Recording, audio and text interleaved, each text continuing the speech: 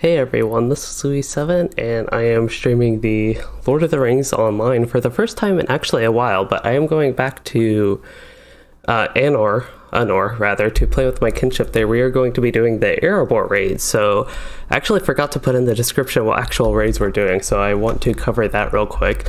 So Erebor is actually the East Rohan, Riders of Rohan instance cluster. There are a few single boss raids, basically. I think Battle for Erebor, Fires of Smog, and Flight to the Lonely Mountain are likely the ones we will be doing today, at least planned right now.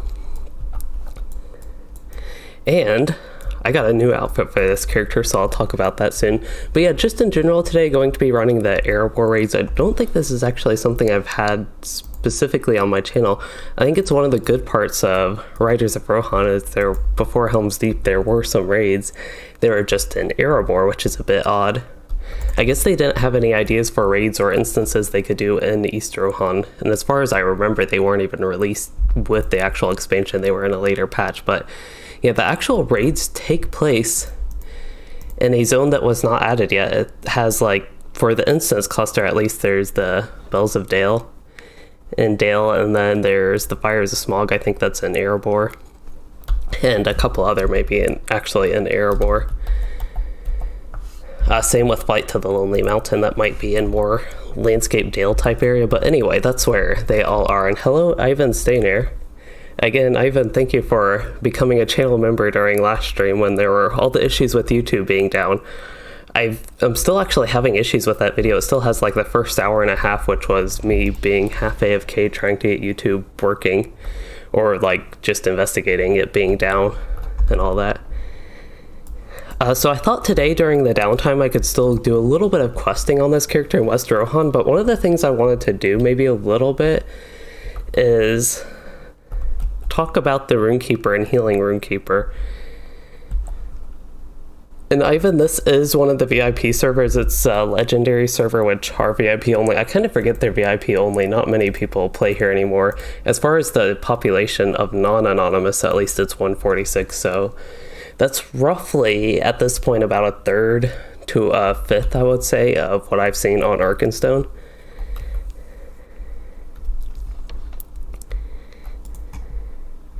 Alright, so I think I need to get back to West Rohan, and yeah, let me talk about this outfit real quick, because my character has been stuck with his Mori outfit for a very long time. So this was my Mori outfit. This is what I had been using for a while. I think it even had a hat with it, but not dyed correctly. So I made this new outfit that I thought was kind of thematic for what I'm doing today. I don't really pay too much attention to outfits, but I thought I would share this one because there are a couple different things about it. Normally I don't play with hats like this, but I thought it actually matched the outfit and kind of going with an adventure type look. But it's really weird that this character is a high elf, but it looks like a human based outfit. It's actually Rohan stuff, Eastamnet stuff. So that's thematic to where he's questing in West Rohan. And then it was also, looks like we're starting with Bells of Dale. I guess we might not get enough people to actually do the raids. This is one of the Erebor instances, it's the 6-man. But yeah, it's just possible we don't have enough people to do raids. So that's one of the things with the streams, they can often go not quite as planned. But we might be able to get some more people. There are a couple people in the kinship I actually don't recognize.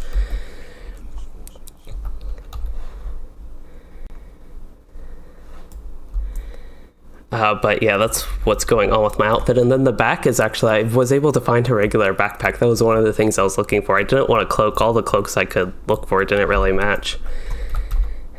And then the hat is an adventurer's hat, which I thought was thematic towards his character a little bit. Also because he's adventuring all the way to Erebor when he's supposed to be questing in West Rohan. So that was kind of the idea, was thematic towards specifically doing the Erebor instances. But anyway, we could get off the outfit. That is just something I wanted to share. And Ivan, you said you sometimes do play on the VIP server, but leveling is harder to you. And when you got level 50, they increased the level to 95, so you got sad. Well, that's one of the things with LOTRO that I feel like I've actually talked about it, I think, in my endgame and LOTRO video and a lot of the kind of side videos I have planned based off that. Wow, these three people, the Hunter, Champion, and Warden, they all have very similar morale at 30-something thousand. This character is actually not even level 95. I'm below the cap. But yeah, these servers are at level 95 now, so it's a lot higher than when you got to level 50. And then with the regular servers as well, they're all the way up to 130, so it's already almost double what it was when these servers launched at 50. And I also forgot about this, but I have a video planned for Monday. I usually do videos on Monday, try to do them noon Monday. That's like the one consistent time I feel like I can actually upload regular videos. Okay, sounds like we're getting ready to run this. But I actually have one talking about the legendary servers. I guess there's no need for me to actually make sure that I am healing, because I am the only class that can heal here. I believe the Guardian is tanking. I wonder who I should put Do Not Fall on. I'll go ahead and put one on the tank. I can see if somebody takes a lot of extra damage, I'll put it on them. But this could be a little bit challenging for my character specifically, because I know he is lower level, which means he's slightly undergeared because of that. His jewelry is pretty good, actually. And I'm actually getting a lot of aggro at the start.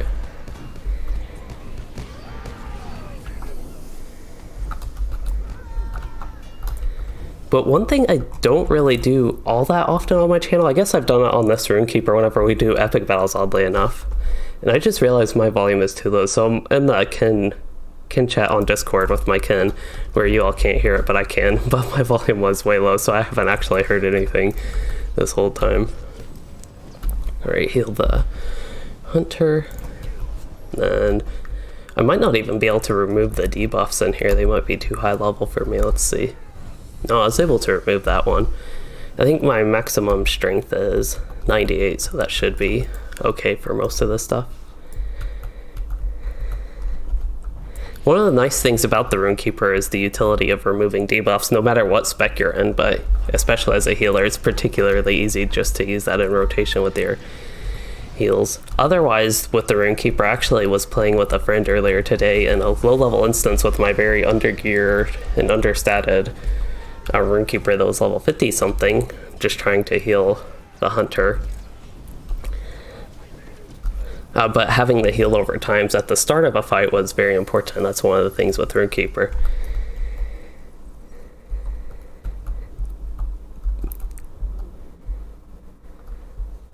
Okay, so Ivan, you said, are you mistaken thinking that healing Rune Keeper is actually better than captains and minstrels? You are not mistaken. The Rune Keeper actually, at level 130, at least, and I think even throughout a lot of the levels, has higher healing output than minstrel. It's just minstrel and captains. Captains is way worse, actually. They're like the lowest healers as far as that goes. But yeah, the minstrels provide a lot of valuable buffs with their anthems, but in terms of actual healing output, the Rune Keepers do a little bit more. I think I need to destroy some stuff and clean out my inventory a little bit as I can. One of the nice things as a healer in this fight, though, this upcoming boss fight, is there's a ton of ads that you need to worry about, especially on tier 2. So I just have to worry about healing. I don't have to worry about tanking the ads or anything as a DPS that I would usually do on my Warden.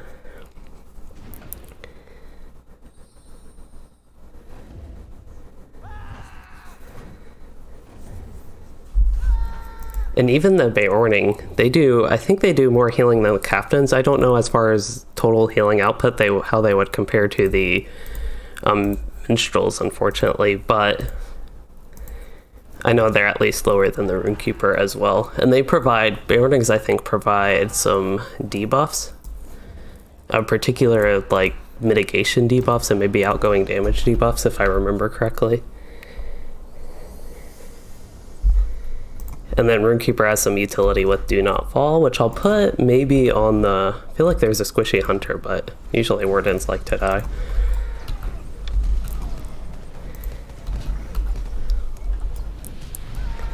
I can even use my Lightning Runestone to AoE stun and deal a little bit of damage. And same thing, this is just another utility skill that does a little bit of damage, but Flurry of Words will debuff the enemies and increase their incoming crit chance. That is a bad wound a lot of people got. I will just remove it on somebody random. Yeah, this Warden actually is taking a lot of damage, a lot of debuffs there.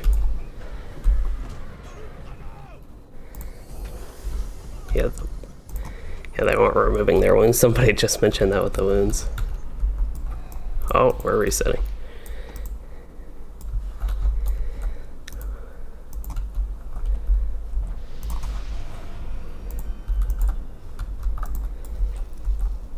Okay, I guess they all retreated, so I couldn't res them. And Ivan, you said you're surprised we don't have a lore master in the raid. Well, what? I don't know how the boss pulled. If somebody got too close, but I didn't even see somebody like go in. Anyway, so with our kinship, we don't really have a very optimized setup. We have a pretty good, solid group right now. But yeah, we don't really care like what class people play or whatever role. We just go with what we have, and sometimes it makes stuff a little bit challenging, which can be fun, not having the most optimal setup, but yeah, it does also mean we can have some troubles. Oh, I still have the wound. Wow, I didn't know I had that since we were out of combat. That was weird. Anyway, yeah, Lore Master would be helpful, and at least not yet we aren't doing the raid. I don't know, maybe eventually we'll get enough people to do the raid after Bells of Dale, but...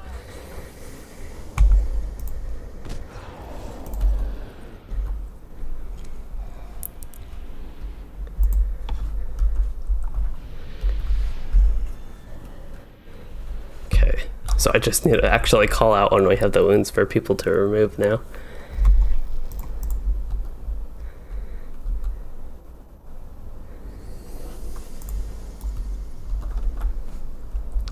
I really love healing on the Rune Keeper. It's probably my favorite class to heal on. I like the heal over time component. It's a little bit different than just direct healing. And then I also like the bubble component, kind of two of the big things with it. And I took a lot of damage there. Probably took aggro because I was putting all my heal over time, so immediately had some aggro from that. Okay, we have wounds.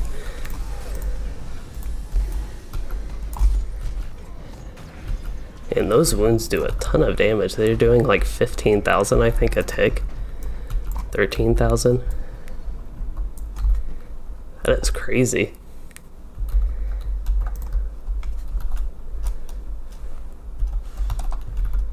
Oh, we aren't in a raid. I want to type out the numbers for them.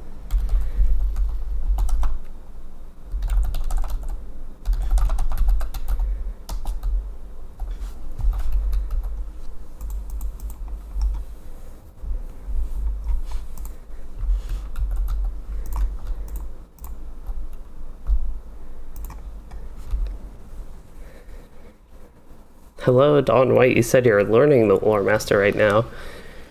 And I feel like I've been in a little bit of a mood to play my Lore Master a little bit more. I have one on the server. Actually, named Louis. He's the one I did the Anor LM series on. But he's pretty fun, and I have been a little bit wanting to play. Oh, I gotta try to res the warden. Oops, I just used a potion on accident. I also do have a wound potion if I happen to run into one. That would be helpful to remove them. If I can't use my skill fast enough, scribe a new ending. Nice thing about Lore Masters as well is they're always going to be very useful in raids and group content. I think a big downside of them though is they aren't really that viable for DPS. If you're looking for like progression, a lot of people will want you to run yellow because it's more valuable to the group. Even though for me on my Lore Master, that's like not nearly as exciting as playing red line or even blue line.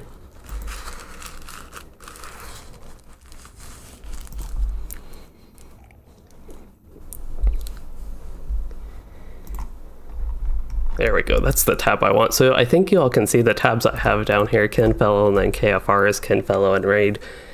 But I actually haven't been, I was like on the Kin tab and Fellow tab and KFR, but anyway, I think some people in the Kin are actually using that chat that I have to pay a little bit of attention to.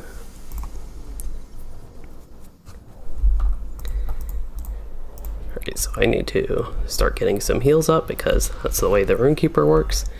So Don, you're running the blue line spec. That's what I did on my Lore Master for a while. I think I switched to red eventually for the higher damage, but I know a lot of people like blue, and I like buffing the pet and all the exciting stuff from it. Also, if you get to the end of the blue line, I don't know how high level you are, but I really like the skill Sikkim.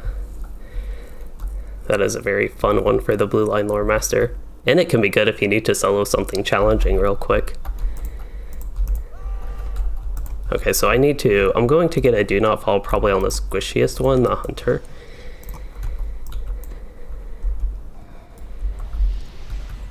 And I kind of want to stand in the middle of this, I think, so I don't really pull aggro on the ads, maybe towards these hunters and the warden a little bit.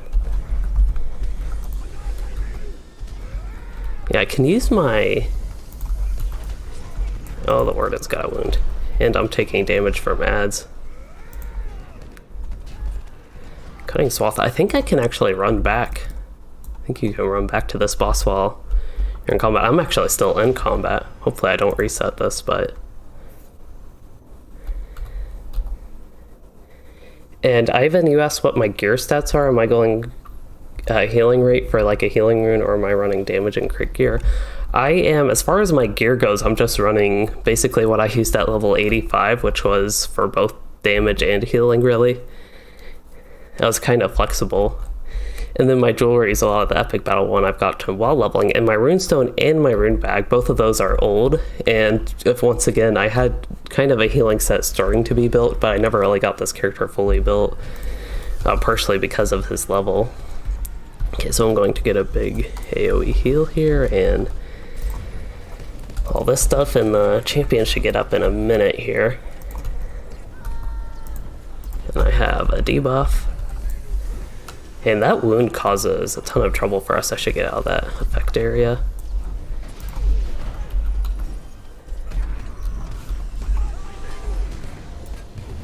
Okay. Making sure I keep the tank healed, especially because I don't want him to go down if I have to focus on somebody else with all these ads. I actually don't have that many heals over time up on him.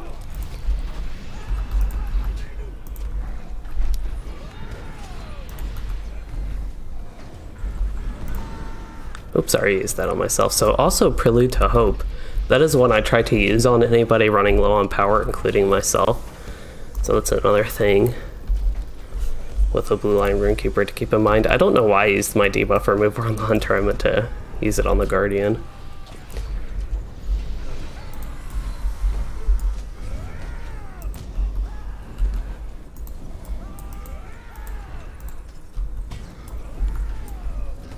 So I need to restore my power some.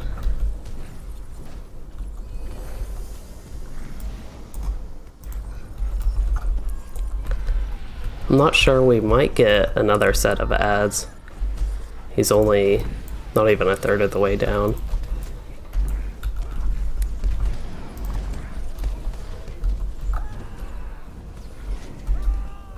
Oh, we have a fellowship maneuver, so I can actually restore power. I had potions and stuff if I needed to. Oh, we have our wound that's about to kill me.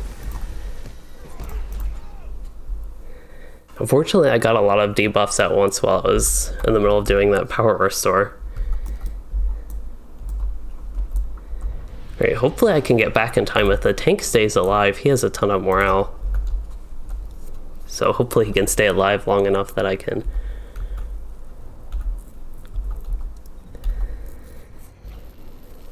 And T-Straws, hello, you said you know reaching endgame takes a long time, so does the game offer any challenge while leveling?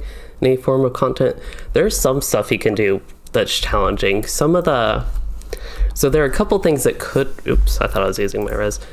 There are a couple things that could have made it challenging, or can make it challenging. You just have to basically choose to do them. First of all, you can do group content while leveling, if you want to do that.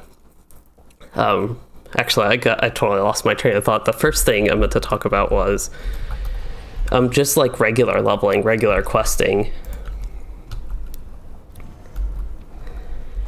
You won't run into too much challenge. A lot of the landscape is pretty easy, especially at low levels. There are some situations at high levels, if you don't like farm gear for your character or something, or get your legendary items very powerful, that at high levels like level 120, 115, even 105.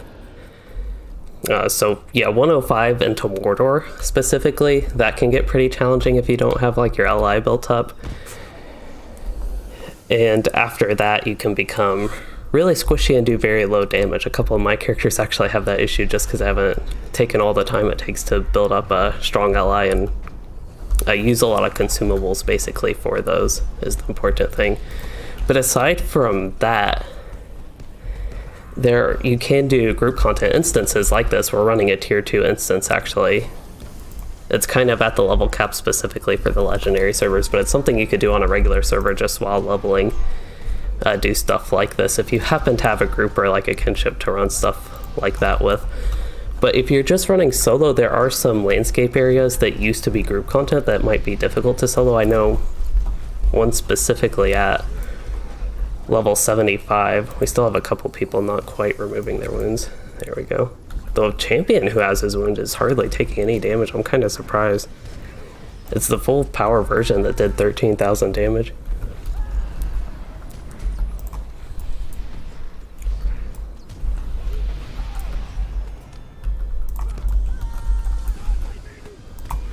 So one of the specific ones I know, actually there are a lot at low levels I should probably start with. There's things like Nanoatherin, which is mid-level 20s, that has some tougher mobs that can be difficult, basically elite mobs. And there's also one in Trollshaw's, a giant area there.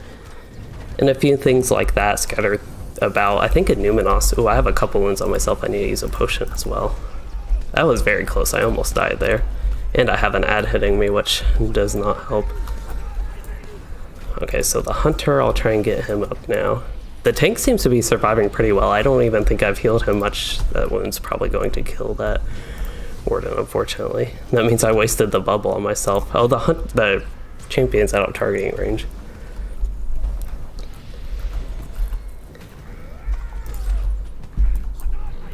So yeah, I think just in summary, most of the challenge would be doing what used to be like group content in the landscape. I need to use a power potion. We have a ton of ads here.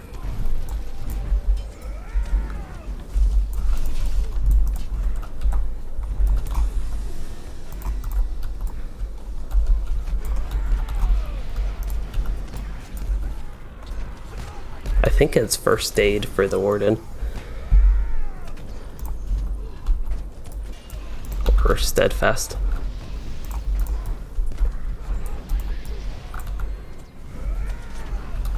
So somebody was wondering what the wound removal skill was, but I hope that helped about reaching endgame. Trying to talk about it while running through this gives me something to do while healing, but this is a little bit distracting with that. One of the things I don't like too much about healing is I feel like I spend a lot of my time looking at the left side of the screen where all the little character portraits are. Wow, that hunter almost got one shot by that. Okay, was going to bubble other people, but then I got stunned by the boss. Rousing Words is a strong AoE heal, even for a single target it can be good though.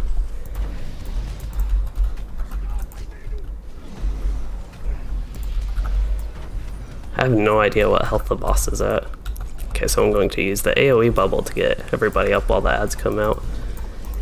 Nice thing about the AoE bubble is that now also, on top of bubbling, allies will actually restore some morale at the same time.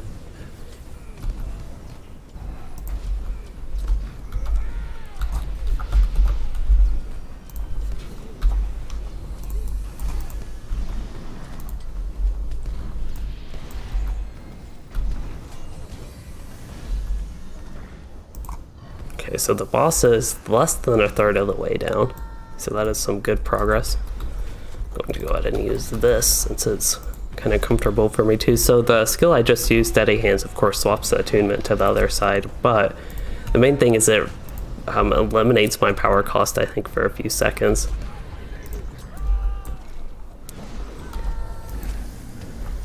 Champion is taking a lot of damage. I can use my one runestone, and we got wounds.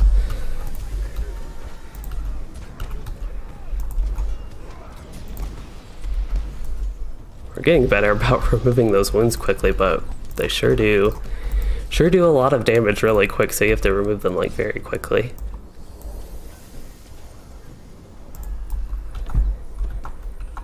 Okay, so I think the boss is dead, so we just need to kill the ads and we'll have the encounter complete. That'll be the first boss fight.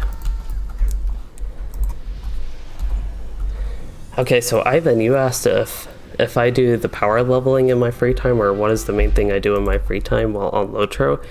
Usually if I'm playing on Arkenstone, I will maybe do some missions now, or will like occasionally play a character just to refresh how they work in my mind. Or I would do endgame on Luid and like do the new instance or something. I haven't done endgame in a couple weeks though.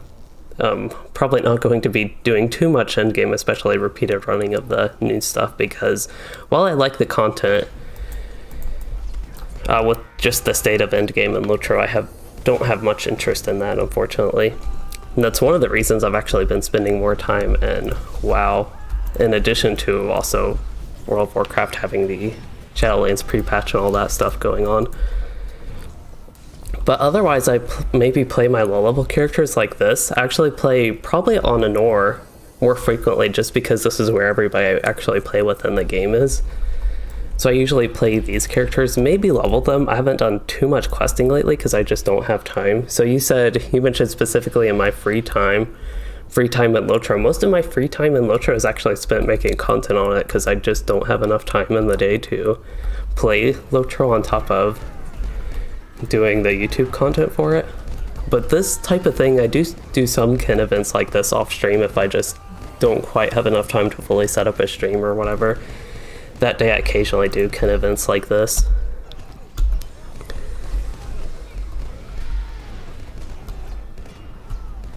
And power leveling is kind of something I did a little bit in my free time just to get more alts up, but power leveling leaves your characters very weak, unfortunately, and you still have to spend a ton of time grinding clash trait points and virtues and your legendary item stuff. And then T-Straws, you said you want to try the game again, but you're worried that since it takes so long to cap the captivating, difficult content you enjoy would be so far off. Yeah, it's kind of...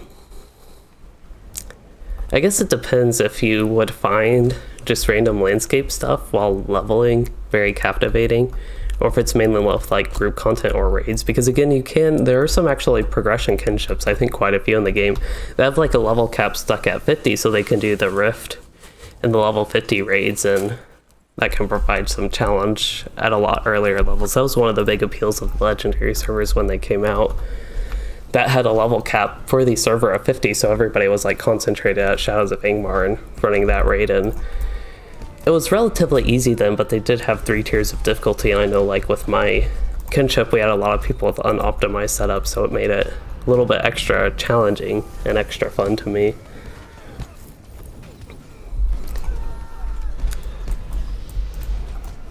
So Ivan, you said you mainly power level, I would guess by warg pins, at least above level 65 I think is when that unlocks.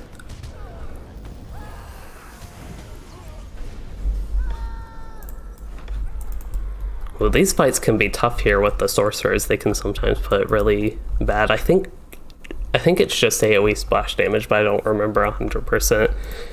But it does a lot of damage. It can one-shot people, and because I'm extra squishy, I'd probably be one that could be one-shot from something like that.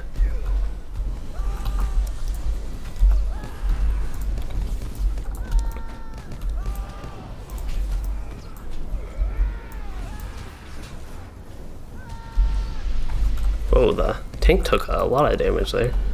I think that's one of those effects actually that I just talked about, that the tank got hit by took close to half his morale. And actually I think that effect takes a percentage of morale, so it's not like a number damage it does. I kind of forgot about that because running this way over leveled, it's still an issue if I remember correctly.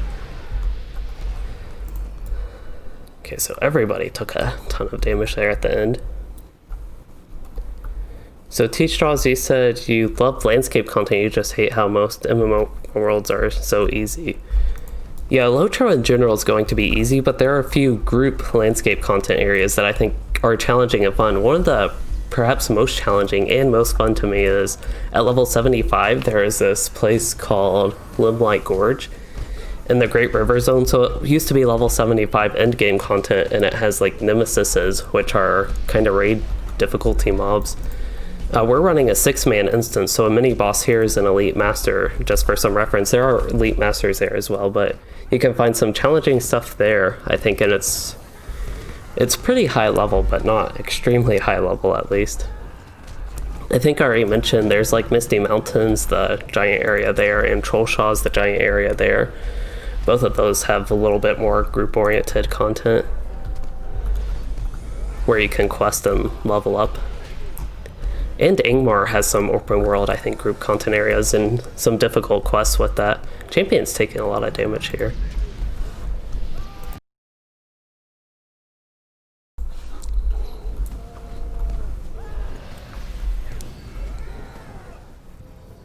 And T-Straws, you asked if it is late to try the Legendary server. I think you could still join it, but at this point, it's not really concentrated at the low level. So like it's level 95, the cap right now, and the population's not as booming as it once was.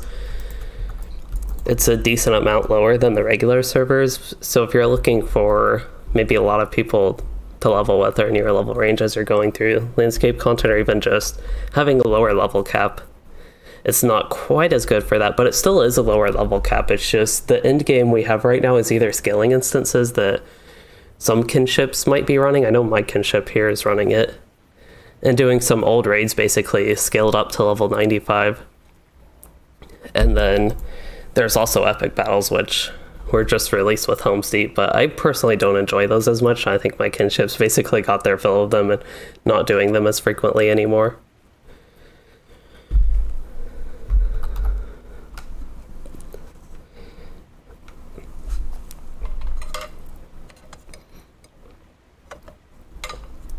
So this is going to be interesting to try to heal. So Ivan, before you do ward pins, you go with Trouble and Tuckborough. Okay, so a skirmish. Yeah, skirmishes can be good for quick leveling. There's a decent variety of skirmishes. Some of them can be run very quickly, some of them a little bit longer. I think my shortest one is Attack at Dawn. I have no idea what this character's would be, but you can actually look. This is Control K for anybody unfamiliar with this panel. You can actually look at your specific skirmish runs. So actually on this character, my best time for Attack at Dawn has been 3 minutes solo, and that is crazy fast for a skirmish, and you can get some crazy fast XP if you just like keep on spamming it. But 3 minutes is even fast for me usually. I think most of my other characters, the fastest is more around 4 minutes. It was probably even, if I had to guess, it was probably rounded down to 3 minutes. But anyway, I love this panel and love these stats. I wish kind of more things had stats like this in LOTRO. It's just interesting to look at sometimes, I think. Like Erebor's Peak, right here, that one I've earned 642 marks from that. Killed 2 bosses and 1 boss resets. It actually tells you your boss resets, I didn't even know that. And T-Straws, you said the Legendary servers looks fun. You just wish you didn't miss Moria. So yeah, Moria was exciting, and on that note, my kin actually we have a lower level progression group that we're going through Moria right now. We're kind of finishing up with Moria. We're starting to get to Dar Narbogud, the raid there. I think that's what we're going to do Sunday.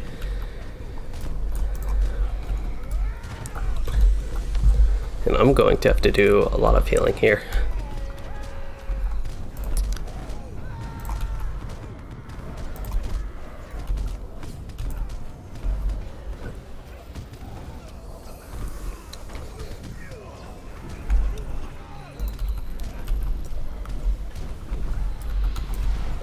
When the tank took a lot of damage there now. I think they still need to get some ads down before the bosses open. Uh-oh, I stopped paying attention to people's health. I like very quickly looked at the mobs to see what was going on, and then I saw the hunter just died. I don't know what from. He could have been one shot, but I feel like it was because I wasn't paying attention. Okay, so we're going to run out and reset. I'm actually curious. I can watch the stream playback. I'm very fortunate to be able to do that. Yeah, it looks like the hunter went down and then went down like halfway, and I just didn't heal him. Whoopsies. Oh, he did. Yeah, he got a big crit for 14,447. And T-Straws, you said the content I'm doing now looks really enjoyable. I agree, it is. This is some of the more fun stuff, I think, in LOTRO, just the scaling group content instances that you can do at any level, really. This is something you could run at level 20 even. with a very inexperienced group, it might be tough. We're also running tier 2, so it's a little bit extra challenging. Okay.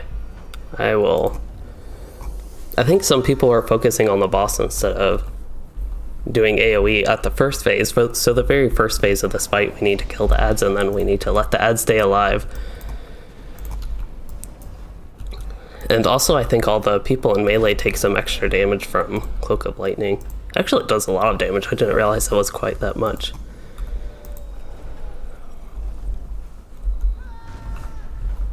So I'm actually going to get my debuff going, Flurry of Words, and my AoE Runestone. I don't know if these mobs can be stunned. It actually looks like they can be. And yeah, the Warden and Champion are taking a lot of damage here at the start.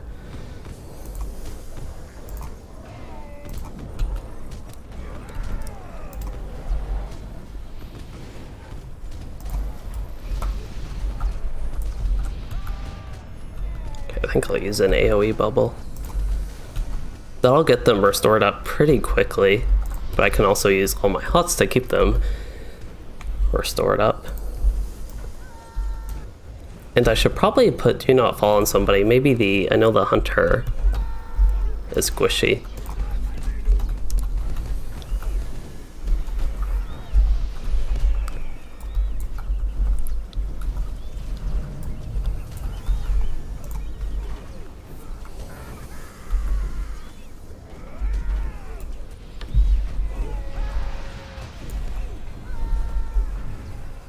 I should probably look at my power, so I'll go ahead and use self-motivation, even use my debuff remover. I don't know what that debuff did, but it didn't look any good. I feel like a lot of their morale has settled a little bit after that first wave and dealing with all those ads.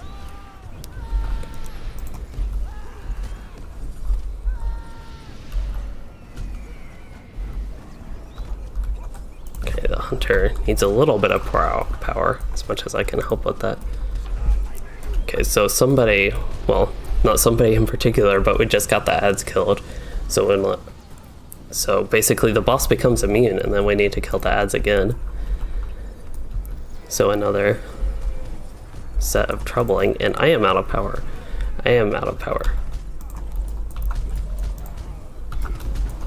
So I am out of power, but for like 15 seconds my skills don't cost any power, so I can do some healing. And I can also use Prelude to Hope, of course, to restore power now. Self-motivation is off cooldown, so I'm going to have a ton of power after this. Everybody went blue on that, and we're all capped up on power, but those debuffs I think we're hurting with the power there. As far as the damage people are taking, we're pretty set on that. Don't see, he still has a shield yet. There are not any ads. Usually when he has the shield, that means there are ads, but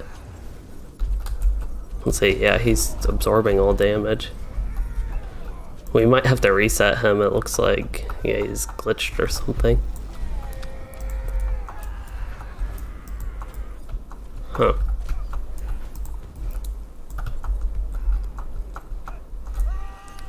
Well, that's unfortunate because I felt like that time we were getting a little bit settled at the end, but then his shield never went down.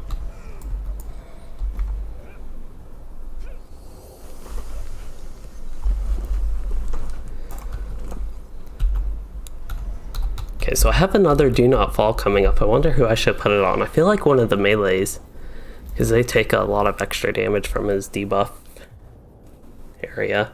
Maybe the Warden.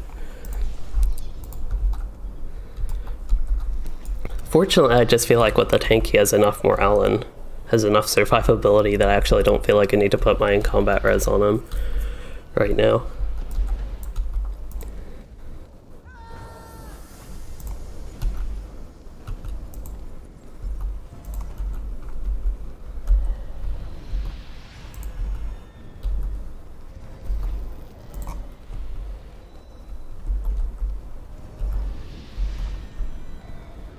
Takes a while to start.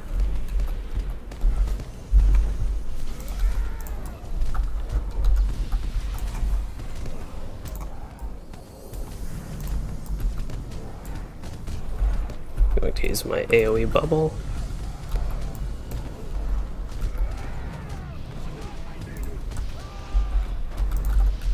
Now the tank is actually taking a lot of damage.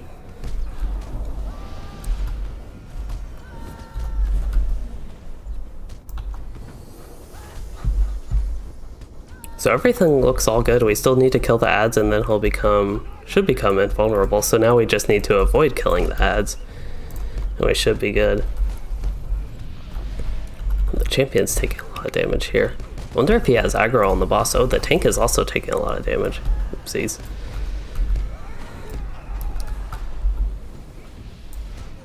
Okay, gotta remove those debuffs. That was actually saw that draining my power a lot. Let's see what that actually does. Oops, that's do not fall a stay. That does not help.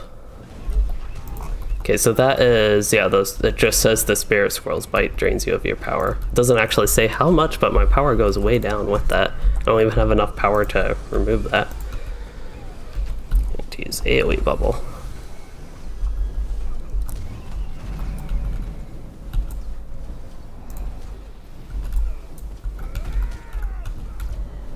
I think I'll actually use Steady Hands here to...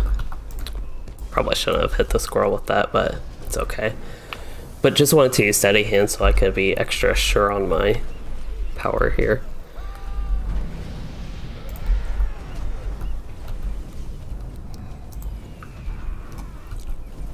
Always something useful to do as a healing Rune Keeper. There's not much just like sitting around waiting because I always need to keep my heal over times up in anticipation of people taking damage. Like the melee characters here, I know they'll take damage. Of course the tank does as well, so get my heal over times on him.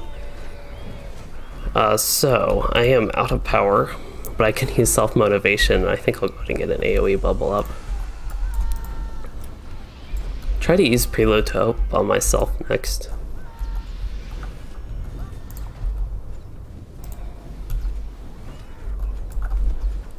So now he is invulnerable, so we got some more ads again. I'll go ahead and...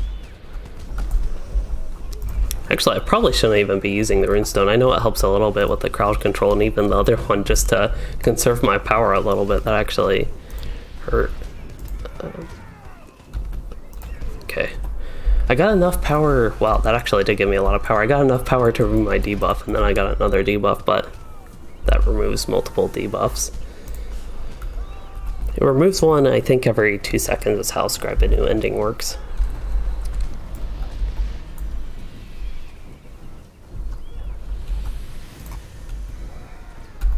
Takes a little bit, but eventually I can heal a lot of morale.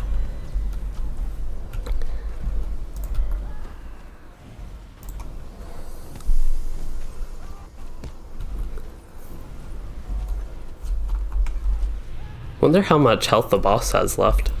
I feel like we're getting pretty far in the fight. Oh, he's almost down. Okay. That was a good time to check.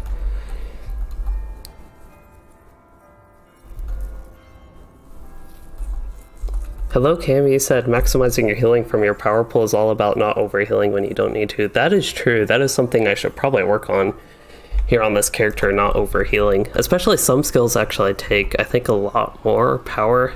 I forget what all they are, which ones use more power. So Epic for the Ages uses more power. Of course, Prelude to Hope actually restores power. It restores more than it costs. And then, yeah, the bubbles, the Essay of Exaltation, and I think it's, yeah, Exaltation and Our Fates Entwine, those cost a lot. And then even the skills that I just use quickly, this is actually going to be good for me, I think, potentially good. But all the skills I use like very quickly and frequently, those of course add up what the power cost as well. I think it gives a little bit of an extra layer, at least for healers, to worry about is maximizing your power. Normally I have no issues, but specifically with that fight there was a power drain debuff that I just had to work a little bit extra on keeping in mind with that. Okay, so I don't really know. I need to clean my inventory. I have a ton of these Virtue XP things I'm just saving up for when we get a Virtue XP boost weekend. I think we'll get one next month. But I can maybe put those in my vault if it's not full. I'm guessing it's full because I don't know what else it would be for this character. But yeah, full with a bunch of crafting stuff. Probably even stuff I don't really care about or need too much anymore. But that is what my vault is full of. And I think my shared storage is also probably full. That does look to be the case. So yeah, I'm basically stuck. It's pretty much all these Virtue XP things that I'm stuck with. I don't think... These are all probably unique heritages? Oh, some of them can be stacked. Wow. I'm surprised there are that many that for some reason weren't stacked that were stackable. But that helps a lot with the inventory. But I think we're going to actually try to get an Erebor raid going next. Let's see. Subscriber town services. I at least have enough room to like comfortably sell a lot of my armor. So this is actually... That piece right there is something I crafted for this cosmetic set. Most things I should be good to sell. I don't need that pocket item. That one is worse than the one I have. Map to the party tree, I guess I could keep. Actually, I should probably go there on this character to get him some Harvest Math Festival tokens. Power potions, apparently I do want to keep those even though they're level 100. Heritage, and then outfit stuff I will keep. I don't know where I'm going to put it, but I'm going to keep it at least for now. Then I think I can reforge some of my 3rd age allies, the old ones. So we'll do that. I also need to identify a rune bag, apparently. This will probably be a really good one for when I get level 95, at least compared to what I have. It actually has almost over twice the tactical healing than my current one. So that's going to be a huge upgrade for healing. I know for some reason from level 85 to like 86, there's a huge increase in stats. So it's really good to get those up. Your 3rd age is like up to level 86 if you can find one. After 85 or just whatever after that, it'll be very helpful. And Kim, you said you switched to Rune Keeper when Mines of Moria came out. I started playing, I think, in Siege of Mirkwood, and my Rune Keeper was the first character that really stuck with me. I find them quite fun as well. I definitely, if I had to compare them between Burglar and Rune Keeper, I would prefer Rune Keeper as well, I think.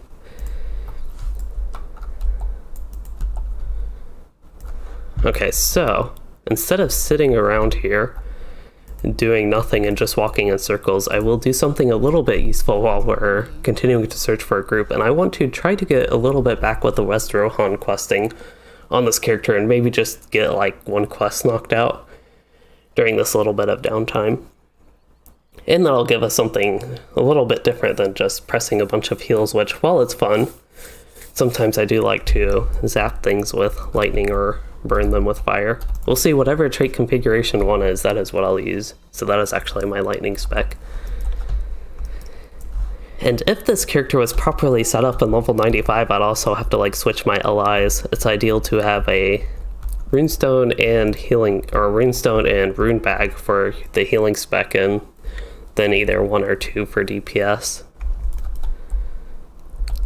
Why is this character... I used my map home because I thought it would take me where I needed to go with West Rohan, but it actually took me to an old questing camp, so I'm actually not even where I need to go. Ivan, you asked how long I have been playing LOTRO, and I started in the middle of Siege of Mirkwood, so probably right about 10 years, maybe a little bit over 10 years. I think I got the 9-year. We can actually look, custom character portraits. I think I just got the... Oh, I just got the 8-year. Maybe it was just 9 years that I've been playing. I don't know exactly. But I think I started playing like right before whatever anniversary it was, so I'm like perhaps just a couple months off from being what would be 9 years, so maybe like 9.5 years. Or almost 10 years. Maybe.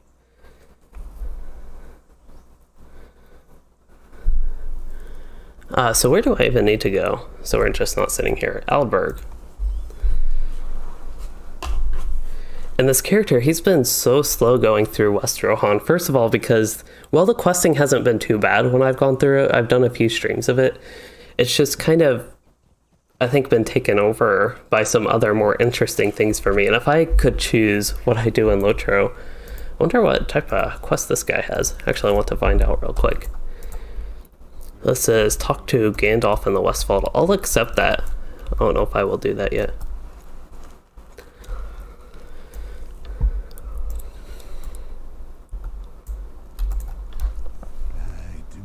I really feel better with this outfit, even though the colors aren't quite as thematic for this region. I actually feel like I fit in a little bit more. Okay, so I think I need to go to Stoke. I should probably check my map to make sure, but we can just be adventurous like my hat. It's the adventurer's hat.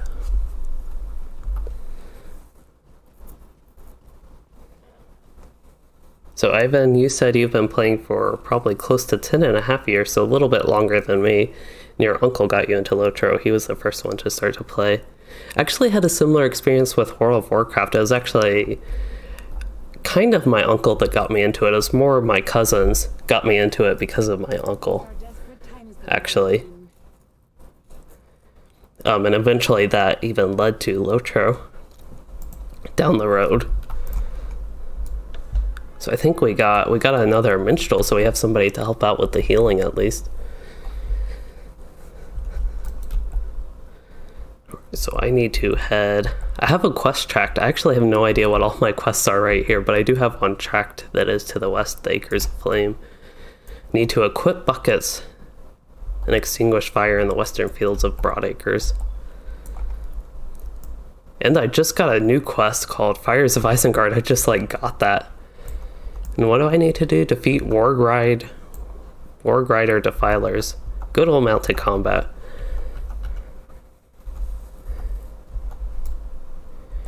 That's what I don't like too much about West Rohan, is all the mounted combat. I think this area is pretty neat. It's got a neat landscape to it. It's a little bit more open than the other areas, which is nice. I should probably switch to a discipline that can actually do damage. I think the red one does more damage overall. It's kind of weird. My Guardian is by far, both on Arkenstone and Anor, my Guardians are by far the strongest ones on the mount, which does not make much sense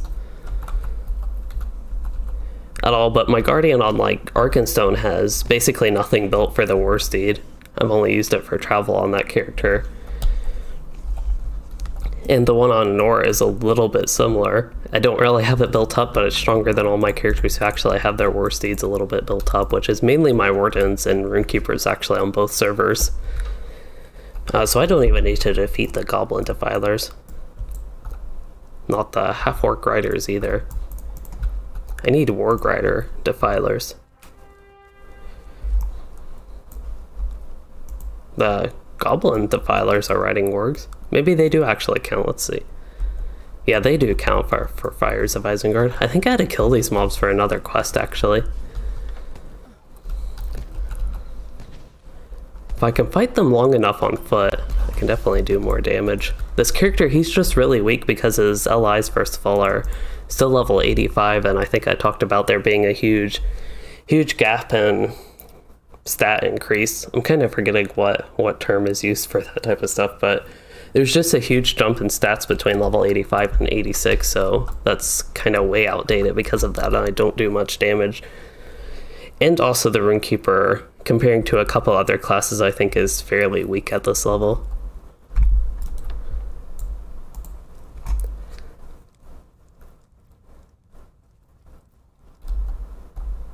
Yeah, the lifetime subscription in LOTRO, that was probably one of the best deals in any MMORPG, at least that I'm aware of. Unfortunately, I started playing it just too late for that.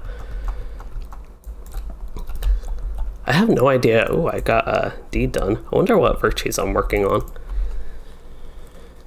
Probably getting pretty close to where I could work on actually loyalty for this character.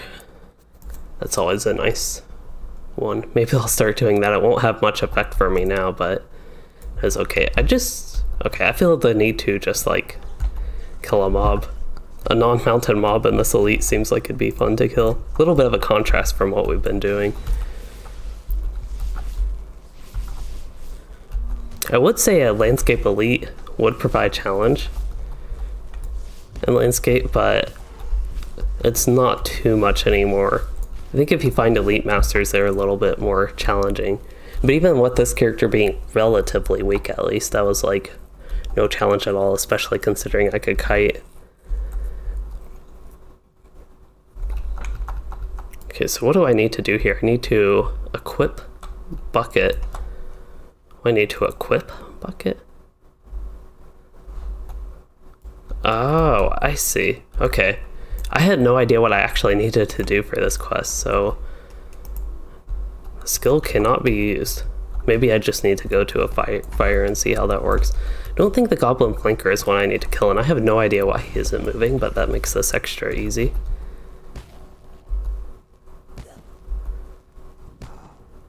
I wonder why. I just crit him for like 8.6k.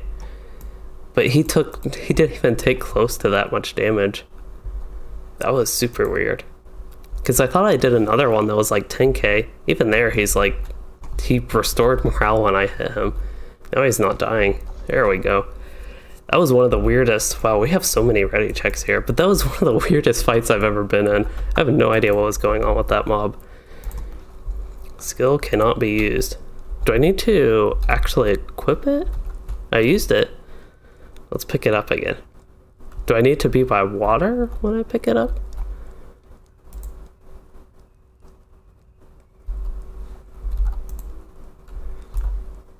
Huh. I didn't know if I had to actually equip it as a weapon. It doesn't look like it. Hello, Salmon Fire. And Ivan, you did not actually get every new class that comes out. You don't even get any expansions with a lifetime subscription. You get all the quest packs. And there have been some expansion-like quest packs, but they're all been called quest packs. Just the major expansions, which have like the Warden and Rune Keeper, that wouldn't come with that. And also the Beorning is its own separate class, but it didn't. That wasn't included. So let's try another fire. Here we go. Now I can start using them. Maybe that fire. Oh, I see. Never mind. You have to actually be on your war steed to use it, it looks like. It's a war steed skill? That's actually pretty neat. I don't think I've ever done this quest before. Because I stopped. Whoa, we're doing level 20, tier 2.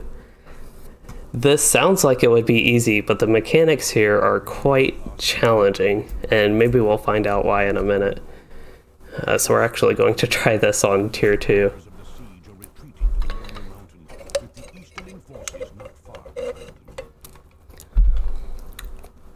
So we need to do single target DPS. If we do AoE, we basically get surrounded by way too many Easterlings. And I think I mentioned this is actually in Erebor. It's the, what is this raid called? Flight to the Lonely Mountain. So if it doesn't show where we are in the map, but Erebor, Dale. I don't know if this is by Dale or between like Dale and Lake Town. I see the creek running. Oops. I wonder if I started it by getting too close.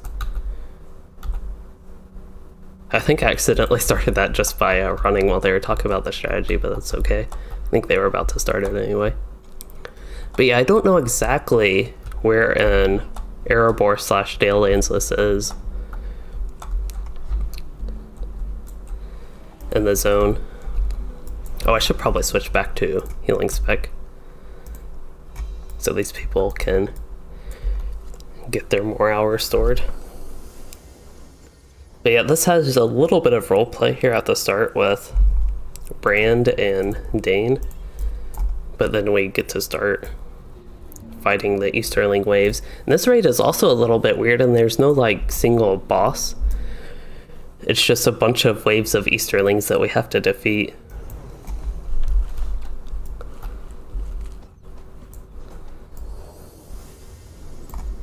So I should probably put Do Not Fall on the Minstrel. Fortunately, there's one hunter, so we have to get out of the red stuff. It might not do too much damage. This is a level 20 version again, so I don't think that's doing all that much damage.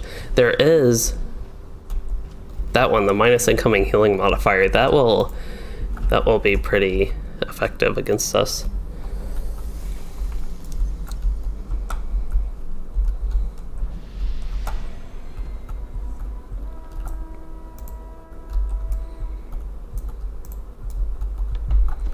I wonder if I can move this panel.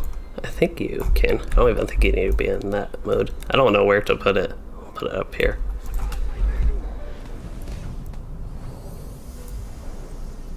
Salmon Fire, you asked if Stout Axe Rune Keeper is better than other Rune Keepers, and if I remember correctly, they can be slightly better if you play Fire because they get a % fire damage boost, which would be a little bit more optimal.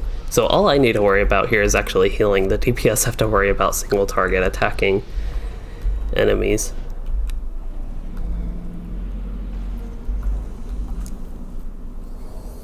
Trying to think what other Rune Keepers there are. I think Race of Mana is a pretty universal one that's pretty good for every class. What am I? I'm a High Elf. I don't think High Elf gets any particular boosts that are very appealing. You get plus run speed. Light type damage, we do lightning damage, but not light.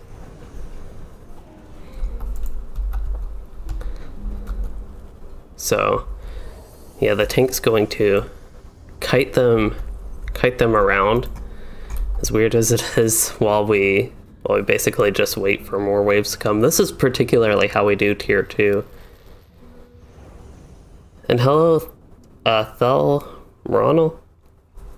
Don't know if I'm saying your name right, but you said you've been playing this game again and you were wondering if it's worth buying the mini expansion if you're fairly casual. If you are not at level 130, I don't think it's quite that worth buying, especially if you are pretty casual. But if you're at level 130, I think it provides an interesting storyline and a good zone.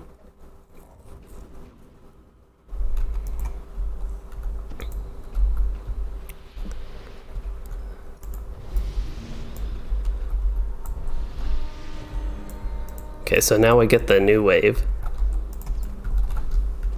And this is the wave. So we actually kill the rest of the mobs from the old wave, and then we have to keep like 4 alive from the previous wave.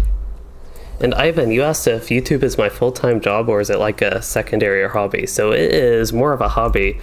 I actually have a separate full-time job, which more of my job is half being a student and half working, is technically how it works.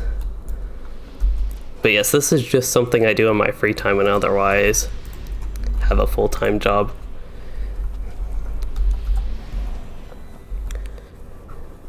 And that's, I think, I might have mentioned earlier, that's why I don't spend much of my free time just playing LOTRO, because my free time is basically making content.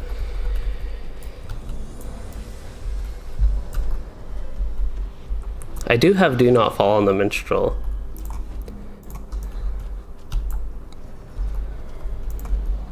Fortunate enough, we have good healing output here with both the Minstrel and Rune Keeper.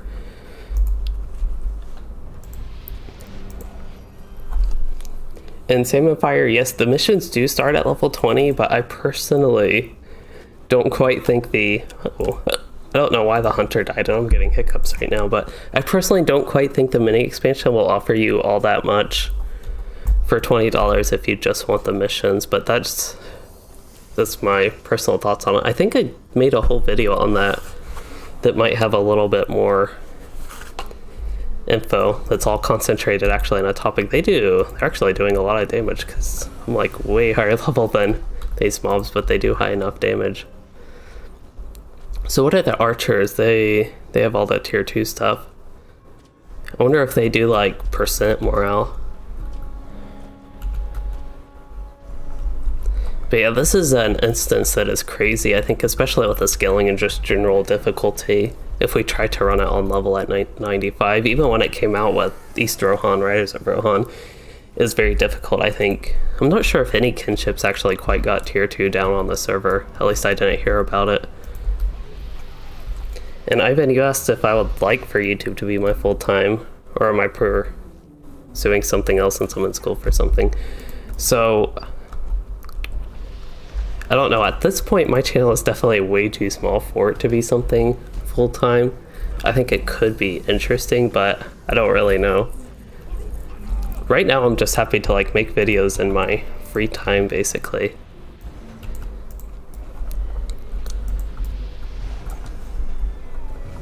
Like if I did work making YouTube videos full-time,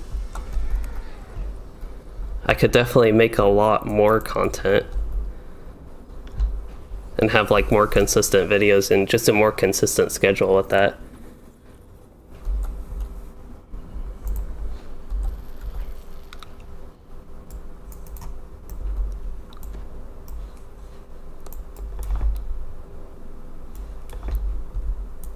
So it looks like we got that wave set of ads settled. We're just kind of learning, I think, tier 2 for the future, as we might try it at the level cap in the future, but probably with a full raid of 12 people first of all, and just it'll be a lot more difficult if we do try that.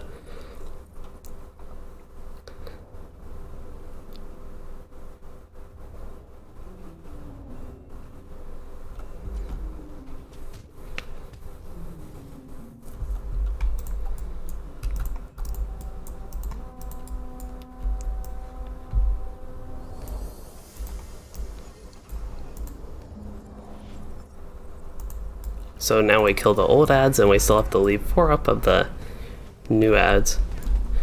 There's not too much for me to pay attention to. This is actually something my kin did a lot in Riders of Rohan back when I wasn't able to make videos and share any of this. So we were actually doing this raid a bit after we went through like tier 1 and all that. We tried to start doing tier 2, but it was extremely difficult. So we're just like still actually, I think, going back and learning the mechanics.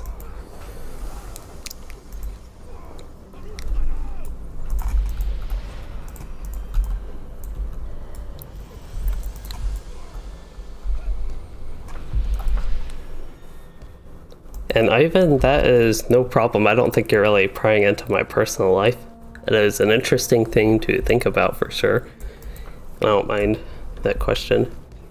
And then Thel, you said you're not level 130 and you've only got him past Moria. You played back in the day and you bought the collectors back in 1 point something. So yeah, I think we accidentally killed too many ads, so we got all these things. This is when we can get a lot of the minus incoming healing debuff, where we get almost 0, but not quite completely 0 incoming healing. So we can try to take this. I have a lot of aggro, so I just need to run around.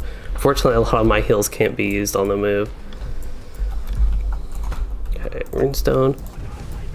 We're actually not doing bad. I know when we did this at level 85, even with like a bunch of AoE, it was still just like way too much.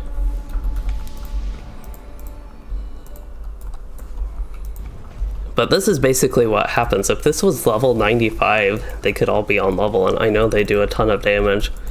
We even sometimes get, I think, close to one-shots, and if we were standing there a bunch of these red puddles, they could basically take up the whole open field.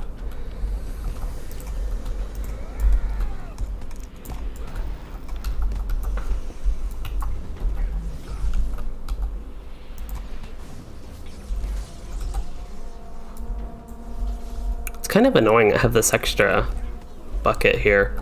We actually get a skill breakout. This is specifically for this instance because there are so many dazes that can knock you out.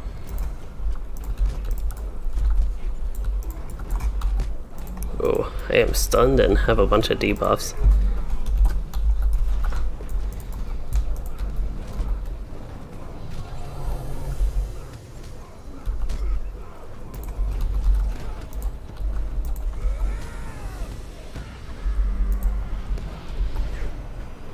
For the ages, the other minstrel's taking a lot of damage. I will give him a few heals. He's healing the tank.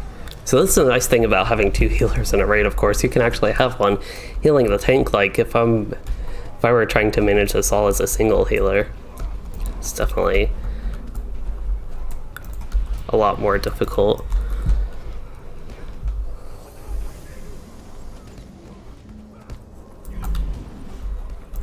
It's kind of interesting, I think, though, with the patches way back at 1 point something. It sounds like Ivan, that was over 13 years ago. Yeah, they changed, I think at 1 point, it might even have been Rise of Isengard. I'm not 100% sure on that, but before they started calling them like Update 1, Update 2, etc. Moria could even have been Update 1.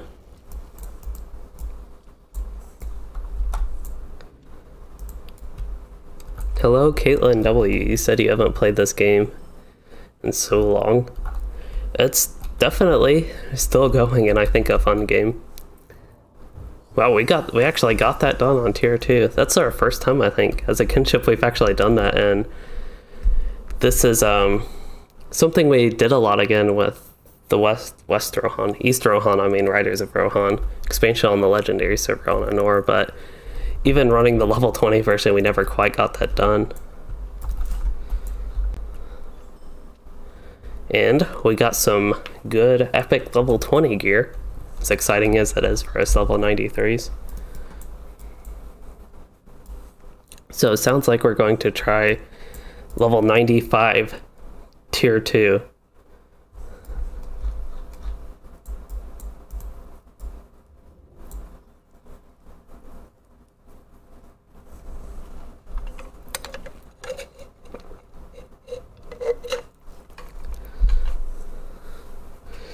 And same if I said you healed your first. AD, okay, I kept reading that as ad. I didn't know what that was, but AD is the new raid, I think. Amdan Damel, if I remember correctly. Damel.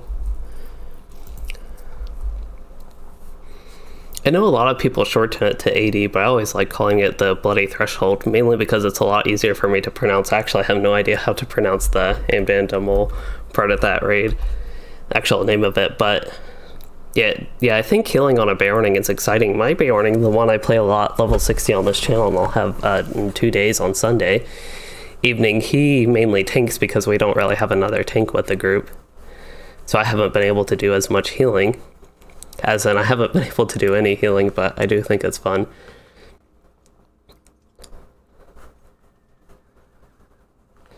So Ivan, you asked when I think LOTRO was in its prime. You never really kept track, but you think it was when the level cap was around 75. You forgot what patches that was. So level 75 was Rise of Isengard. That is the first expansion that I got to end game on, so I thought that was really fun. So for my personal playtime, I think that was actually also the peak. That was my most fun playing in Siege of Mirkwood. That's when I started, but then I didn't get to the level cap until Rise of Isengard, so that is when I had most fun, and I think we are on tier 2 at level 95, so this is going to be scary. What we just did was the level 20 version, so we get to do this on level.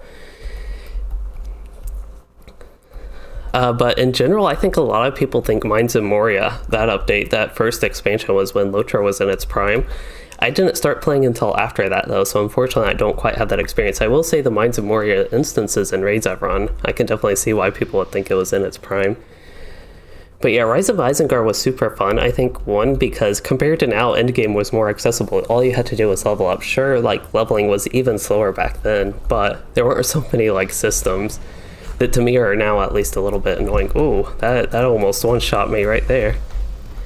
I know I'm extra squishy because I'm a little bit lower level and all that, but I was not quite ready for this to start. I wasn't quite ready for that.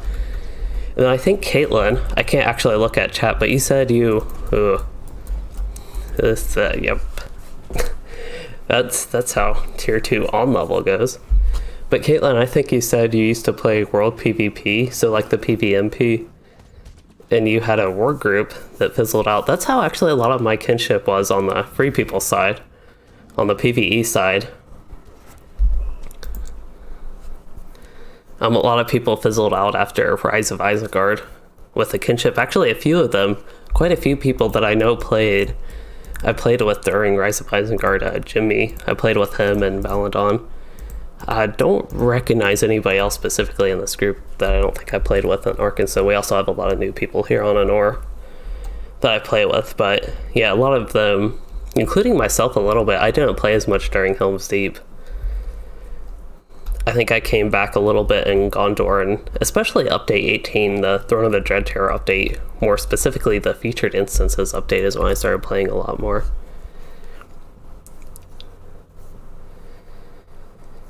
Okay, so, catching way back up. Thel, you said, yeah, when they changed how skills were earned, it really confused you. That's actually something I like. I kind of like now the new tree panel, as much as I hate how you get trait points from questing. Basically, I at least like the trait trees. I prefer it than the old one, but that's just me personally. I know a lot of people like the old one.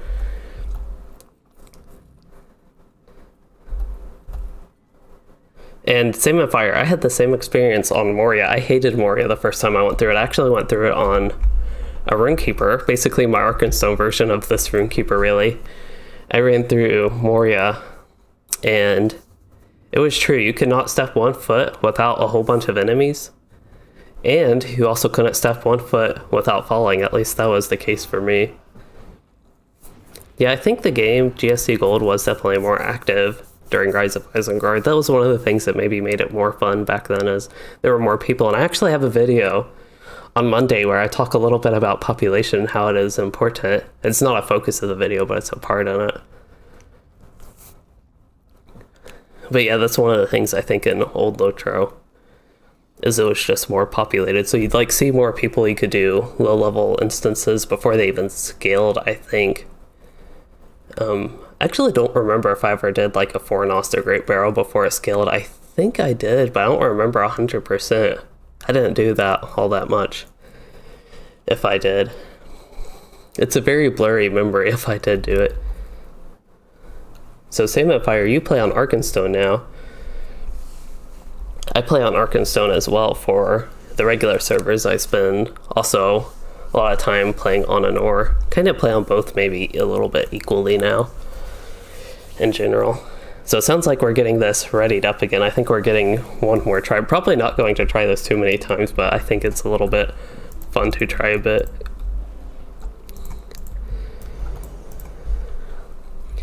At least with healing, I almost would say this one's less difficult healing. Oh, I did not put any Do Not Falls. Cannot do that while moving. There we go. I had to stand still a long time to get Do Not Fall up. It's scary. It's a really good thing we have another healer, because everybody probably would have died all that time I was trying to stand still and put on Do Not Fall, because I was bad about actually preparing.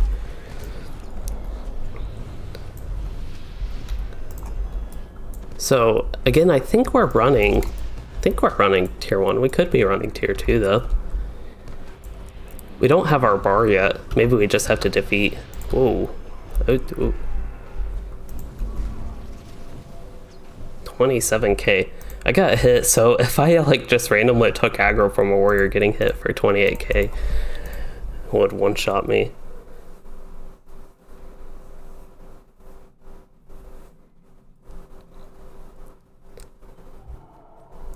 Oh yeah, and Caitlin, I agree with that as well. You said it's really tough, hard, because you played with like a huge war group. They were mostly Europeans, and a lot of them were older compared to you. I've actually had similar experiences with, just like in general with gaming. I'm getting, well, older than I was. That was a bad way to start phrasing that sentence, but I think we're going to go back to tier 1, go back to easy mode, hopefully easy mode, because that was very difficult mode. And with me not paying too much attention, that certainly didn't help. Oh yeah, so questing. I found out how to do this quest. You actually have to go on the war steed and toss out the fire on that. As much as mounted combat is annoying, it's super weird. I don't mind a quest of running around. Wait, did I actually do damage to the water? It looks like it has damage numbers. Self-smite? That is funny.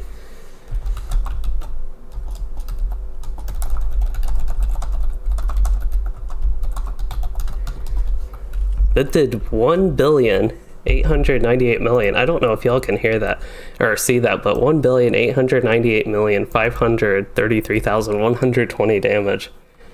This is an extremely strong bucket of water.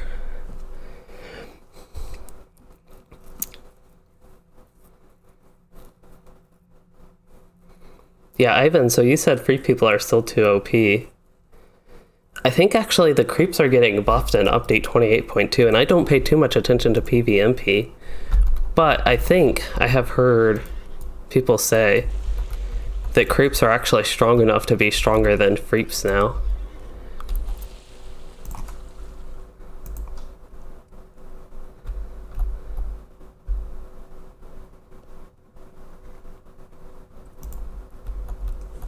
So we're going to do Battle for Erebor for our next raid, it sounds like. We were going to do Fires of Smog, it sounded like. And I feel like if I could take this bucket onto a Fire of Smog and do that much damage, that would be nice. And so you said they can't seem to balance PvP. And from what I have seen, because I don't participate in it, I don't have like first-hand experience. Ooh, I got a warband quest. I thought I was turning in a quest, but no, I just got a warband quest. But from what I have heard, it definitely sounds like there's trouble balancing PvMP, but I also think they have trouble balancing PvE to begin with sometimes. I need, yeah, Warg Rider Defiler, so I'll try and get this guy. Preferably try and get him off mount.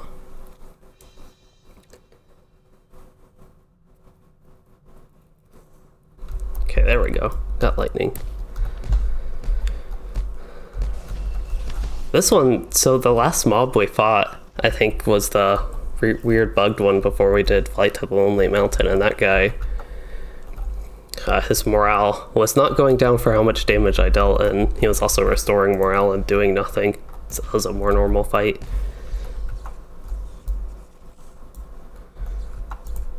I wonder, we might have searched, did a little pug search for the raid, yeah.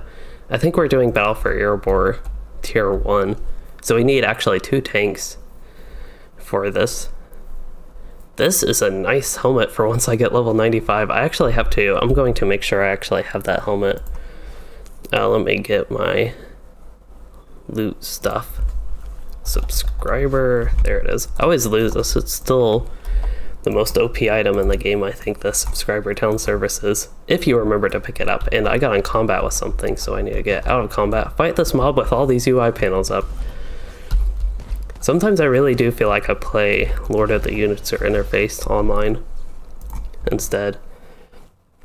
The Easterlings in the north are dismayed by the news of defeats in the south. So Samafire, you said sometimes the creep server is full and you have to wait to log in on Arkenstone. That is crazy. I do play on Arkenstone, and I'm actually considering making a monster character after update 28.2 just to check things out. I am very slow moving through this.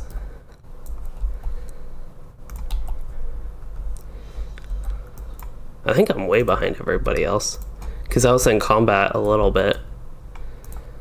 Okay, good. At least there's a hunter back here that I'm not behind. So destroy, destroy, and then I need to sell. Okay, that pocket item I don't want. I could potentially want it on all, but usually I'd have the increased XP gain pocket item. Okay, loot all those, and yeah, I gotta make sure I keep track of this new gear I'm getting for when I get level 95, because that's like a pretty big upgrade from what I have now. I thought it was a huge upgrade at first, but it's mainly a big upgrade in vitality. So Ivan Stainer, you asked Lord of the what now? I said Lord of the User Interface online. That's what I feel like I play sometimes in this game, especially if I go digging into the legendary item stuff. So, well, I could have my shared storage open. But often when I'm playing, I'll have something like this going on. There's something else I would usually have open with that, but I forgot what it is. Oh, the mail. I'd have my mail open. So there's just like so many UI panels when dealing with all that stuff. Ministry of Silly Wargs. For some reason that name sounds familiar, but it could just be, there are probably a couple ministries, and that's more what I'm thinking of.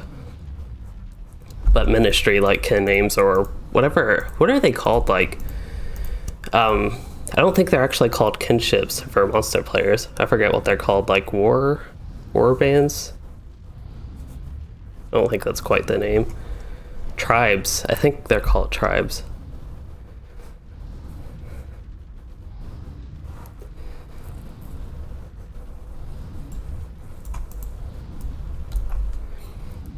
But yeah, I've actually heard from one person who commented on my update 28.2 video that they are planning on coming back just because of the PvMP update where creeps are getting a lot stronger.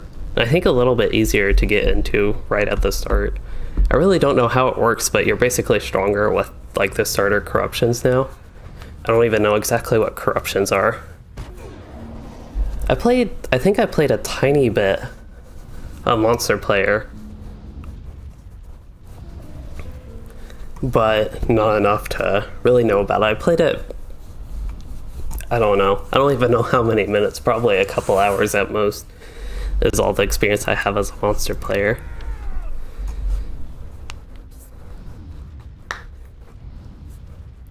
Yeah, Ministry of Silly Wargs is a neat name because it'll make people,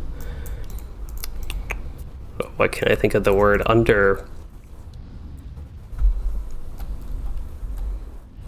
don't know why I'm totally missing that word, but basically think you're weaker than you are just based off the name. And then you could actually be like Deadly Wargs once the fighting starts going on. Wow, that champion went down really quick. I was just like too slow to get paying attention to that. I even see the Guardian is taking a lot of damage, but got him. And then I would put Do Not Fall. Dang, these guys are going down. That was actually supposed to be the other tank at Warden that died there.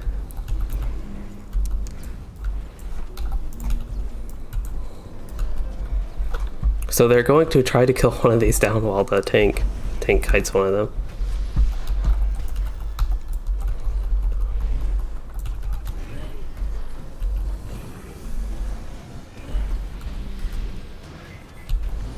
So I think the two bosses, if they're near each other, just do a lot more damage. So I'm going to maximize the healing, and it'll cost a lot of power, but if I keep up with some of my things while keeping the healing up, and with the minstrel healing, I think we'll be okay, at least so far. Oh, he's taking a ton of damage now, right as I switched with Steady Hand, so I'm gonna give him a bubble. Going to go ahead and use a power potion even to get that cooldown going. Probably could have waited a little bit on that. I didn't realize it restored all that much power.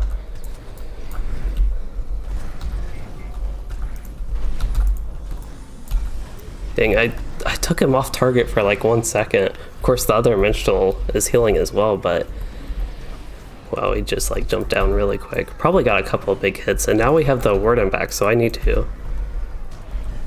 I'll switch to Healing Diadem.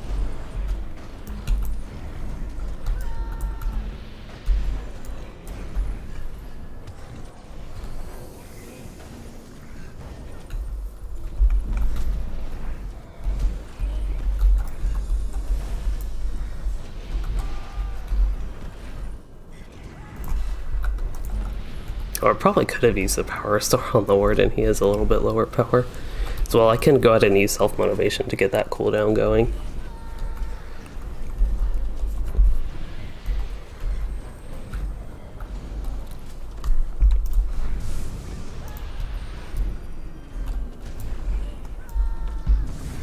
So the other boss is a little bit under halfway down. I'm surprised we got so settled with this fight, considering we had a few people die at the beginning and even one of our tanks.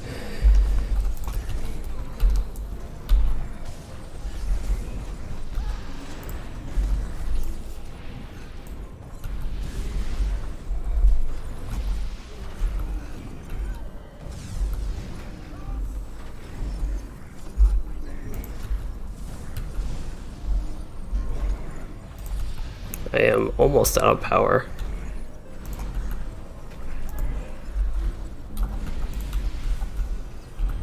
Have a power potion coming off soon. Oops, I meant to target the Warden with that.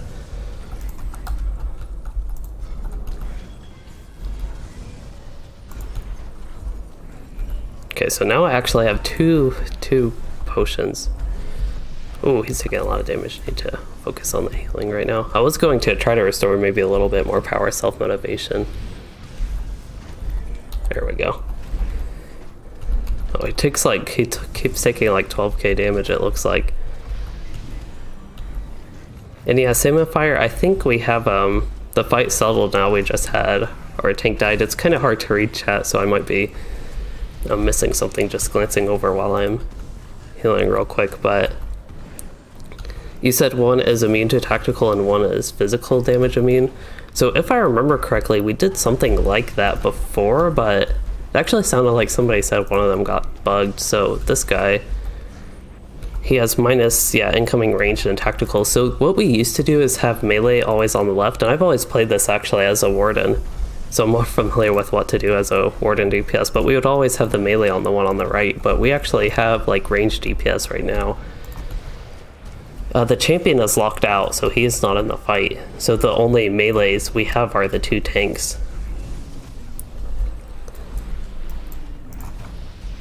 I think there was some bug they mentioned with the... So he's minus. Oh, so yeah, the one on the right, he's back at being vulnerable to range, so it's a little bit weird right now. Oh, not enough power. I've been paying no attention to my power. I am out of power.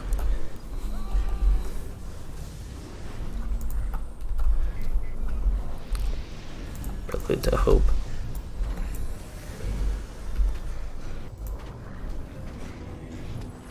Using what I can with Prelude to Hope, but sometimes I get too focused on the healing that I forget about my power.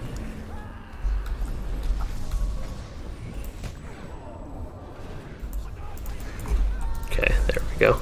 Got both of those at once. I think they come off cooldown similar time, so self-motivation's 1 minute and then the potion's 2 minutes. So now we have fire on the ground that we have to worry about and take extra damage from. I don't know if you can do this in combat, but can you move the hunter to our group? And switch with Cooler? Oh, I started healing the hunter too much.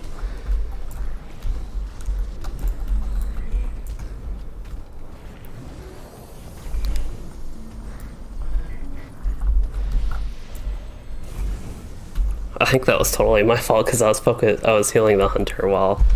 Oh, we got a res up on him? Wow.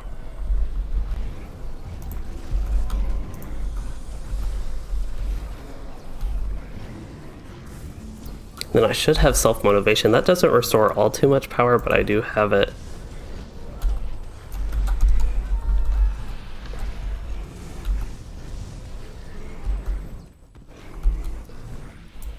Oops. Actually glanced over at chat real quick. I saw Sam on Fire's message about bugs in LOTRO. Imagine that. That is true with LOTRO. Sometimes they're very weird bugs. Oh, it's just too late on that bubble. We almost have one down. I don't know why I used a damage skill. As if that could actually kill him. Wow, that did a lot of damage. But we almost had one down and had the other like halfway down. That fight was kind of messed up from the beginning though, so... I thought we did a lot better than at least I expected at the very beginning. Wonder if I ever use my subscribers dog. I always forget to use it. If I can repair my armor, that means I forgot to use it. No, I actually did use it.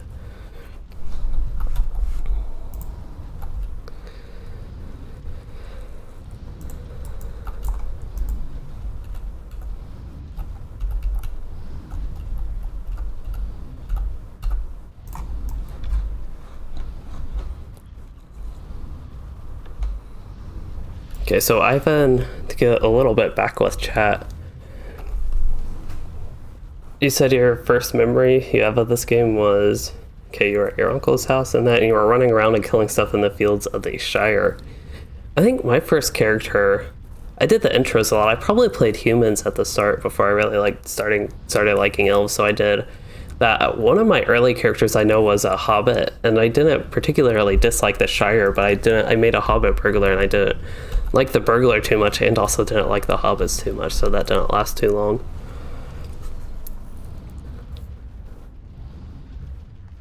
And yeah, I think in general the LOTRO community is a really good. Caitlin, you said people were always friendly on your server, and I have run mostly into friendly people I think in the game.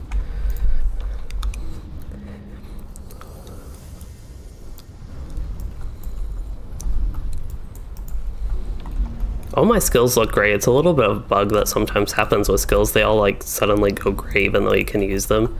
Of course I need a valid target for some of those, but it's a weird bug.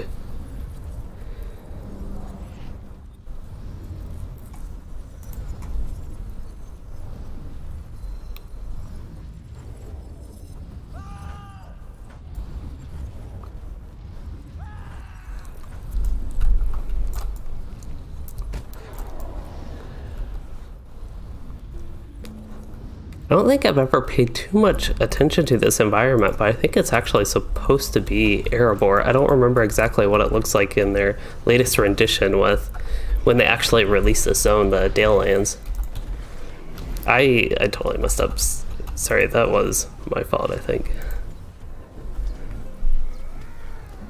So they're going to try to reset that, but yeah, that was totally my fault for not paying attention to the Warden and tank. It kind of was so long I forgot what I was doing.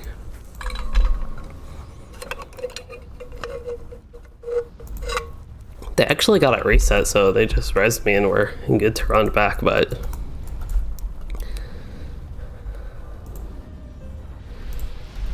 no, I should not be using self-motivation. I was going to use that to restore a little bit of power.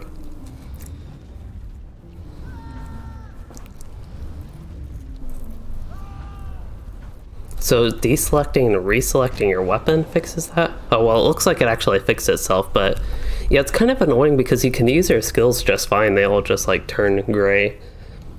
And GSC Gold, you said for community, it sounds like Arkenstone and Brandywine are probably the least friendly.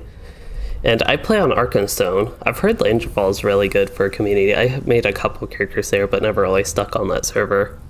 I've always played on Arkenstone, and then they had the server merges, and I even considered switching to Langerfall from Arkenstone, but it was fine staying with Arkenstone.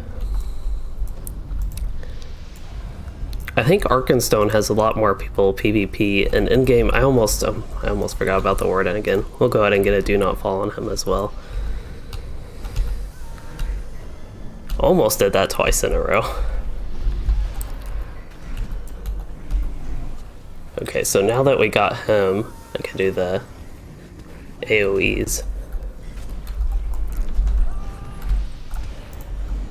Okay, so going to go ahead and use self-motivation and get my power up. I really gotta try to remember to do that throughout the entire fight. Things like Prelude to Hope as well. I can even weave in Steady Hands. That has a 40-second cooldown and gives me a lot of power reduction. It's just I have to make sure I do it at a safe time, because like now I can use all my spells without worrying about their power cost, basically.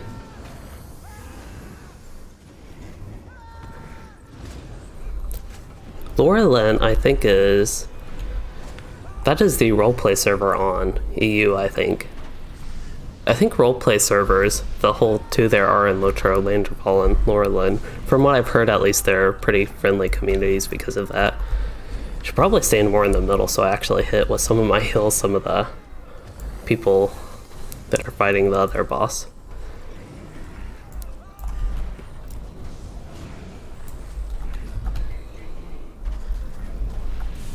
Okay, so I'm going to use a few strong heals here and then use self-motivation to get that going on the cooldown. And I think I missed Epic for the Ages somehow. I tried to use that. Maybe I used the bubble too fast and canceled Epic for the Ages from that. In Salmonfire, I actually forgot that they used to have like a default server for new players, and that was Crick Hollow for a while. I wonder whatever happened to that.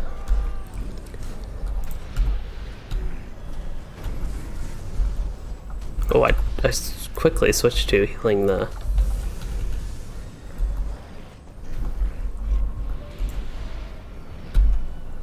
healing the Guardian a little bit just to help with that, then the Warden went down quickly. I should just trust the other healer to do his job. I don't think he has any trouble. I've run with this Minstrel a lot and he does just fine with the healing, but yeah,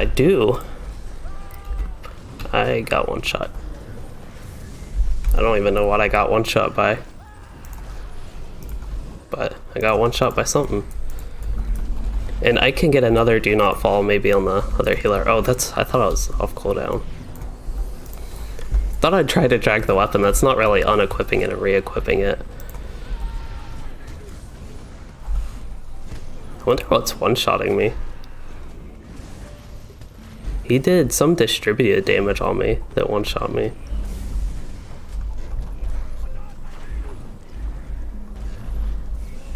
I wonder if we need to stack together. I don't think I was standing in one of those circles, but I could have been. Could have been. So Caitlin, you said this kind of stuff is cool to watch. Healing looks cool. It makes you want to try out if you rejoin the game. Yeah, healing is something, I don't do it all too frequently, but I do enjoy it, especially on the Rune Keeper. The main thing with healing for me is I look too much at my group's health bar rather than looking at what's going on in the game sometimes.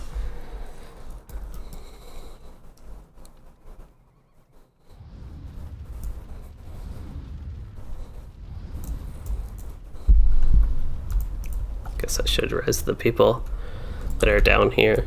We can go out a little bit before the bosses pull.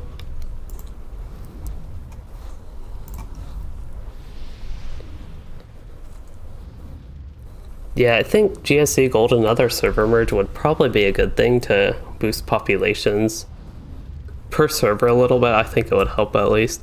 There are a lot of issues.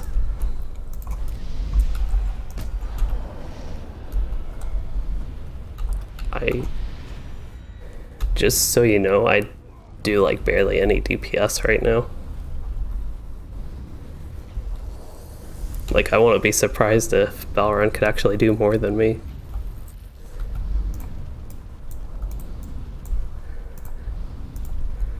Like, it's just true, this Rune Keeper has issues with damage that's more unique to my setup, and not having a good third agent, not having a good legendary item, and not being level 95. Actually, I have no idea what the minstrel damage does, but like I said to my kin, I wouldn't be too surprised if the minstrel could do more damage than me.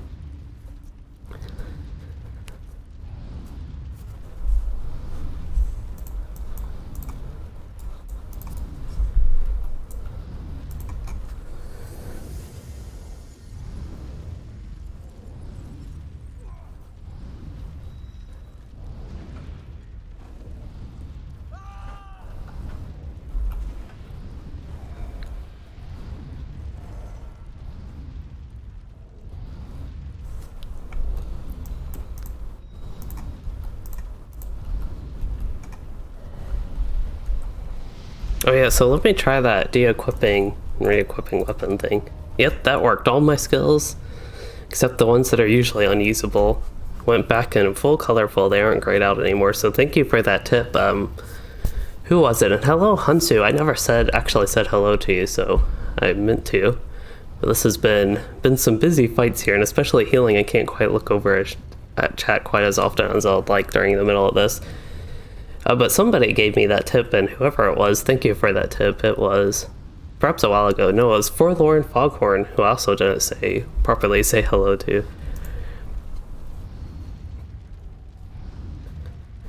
And yeah, that's one of the things GSC Gold with the server merges. There were a lot of issues with naming, first of all, and people like basically not treating people from other servers quite as friendly as people that were originally on the server or whatever. I don't think that was too big of a deal, but I really think there are a lot of issues with naming, and some things not like transferring over correctly. And even right now, they don't even have the transfers from the closed server, so you still can't, if you have a character stuck on a closed server, you actually can't transfer them right now. I think that's been down for a while.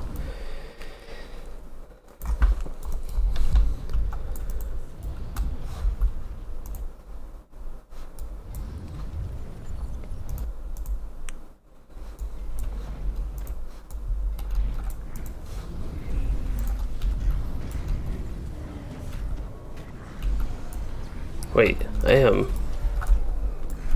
did you all switch positions?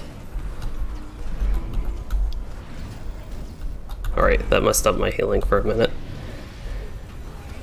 I was healing the one on the right, which was actually the Guardian tank. I can still give a couple heals to the Guardian tank, of course. He's actually taking more damage, it seems like, now than the Warden. Oh, we're going to reset it.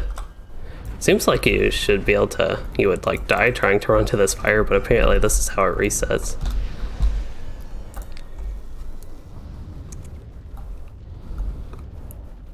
And Thel, I also agree. I think they charge too much for a lot of things, but server transfers is definitely one of those. That it would be nice to have that a little bit cheaper.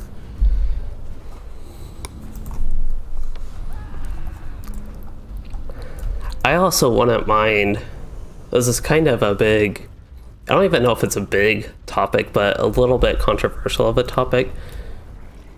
Oh, I just got locked out, sorry. And, oh, I can still heal? No, I'm healing myself, I can't actually heal. Usually I did, what? I did give him a heal, maybe it was from earlier. I feel like I'm messing up a lot of things with this raid right here.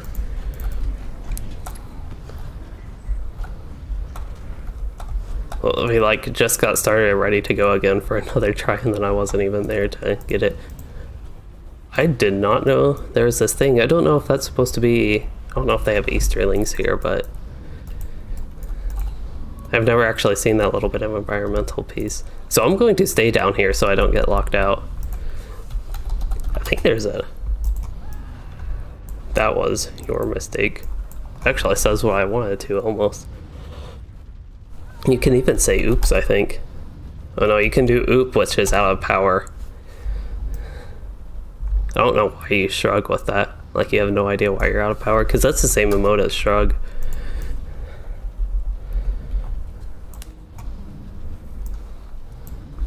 Okay, so I am... Yep, I have some.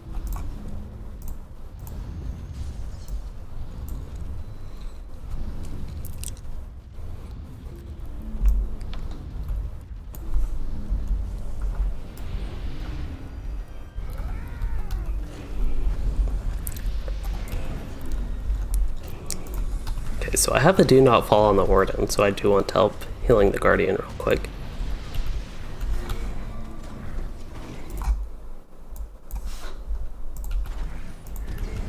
Oh, so the Guardian switched to the L line, which is, it's a proper tank spec, but it's a little bit higher with the damage and lower with the defenses, so I think that's why it may be a little bit harder to heal him right now.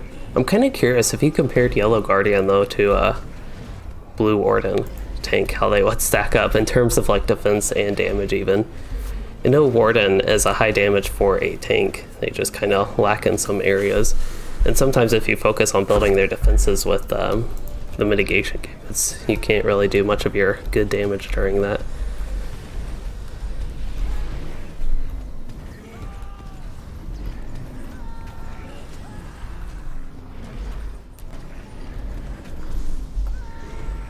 So Thel, that is I think that's an interesting topic to talk about with LOTRO charging too much for things, because if they charge less for things, they won't get as much money, of course, with like each purchase, but you might get more people purchasing things.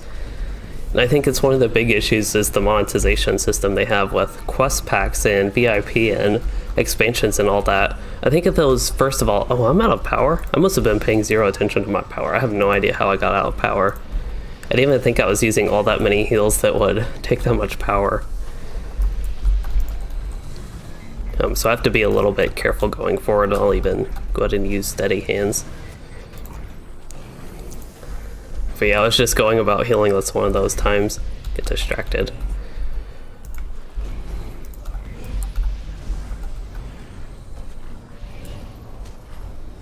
Oh, I just took.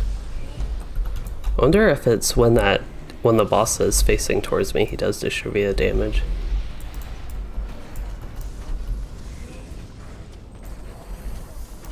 He got turned around for a second. Oh, the Guardian died. I think Diadem has the Warden there has a in combat res. We'll get him another in combat res. Oh, except I died. I'm probably too far for somebody to resurrect me.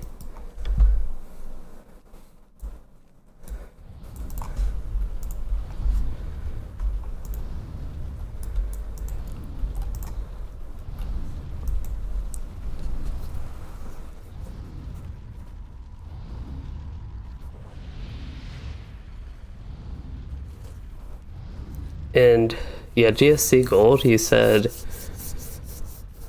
that has driven a lot of people away. I kind of forgot what I was talking about, got lost in the gameplay, the healing there, but yeah, the monetization I think has driven people away. And like new players, they probably don't stick around as long as they could if like the monetization systems were more friendly to their purchases.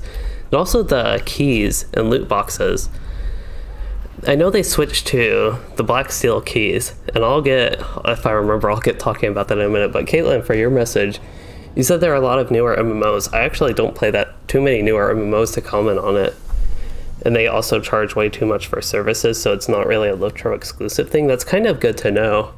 The main other MMOs that I know about, I don't really like Guild Wars 2 too much, but I think it's a little bit more friendly with the monetization. Even an old one like Rift, I think it's similar to LOTRO. There's a lot of the cash shop, whatever it is. But from what I remember in that, you get a lot of the questing and leveling content free in that, and the World of Warcraft is a big other one with subscription. You have to pay a subscription to play, but you get all but the latest expansion with that.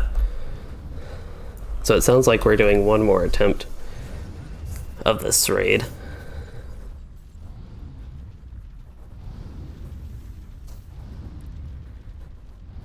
So let me go ahead and get a do not fall on the warden.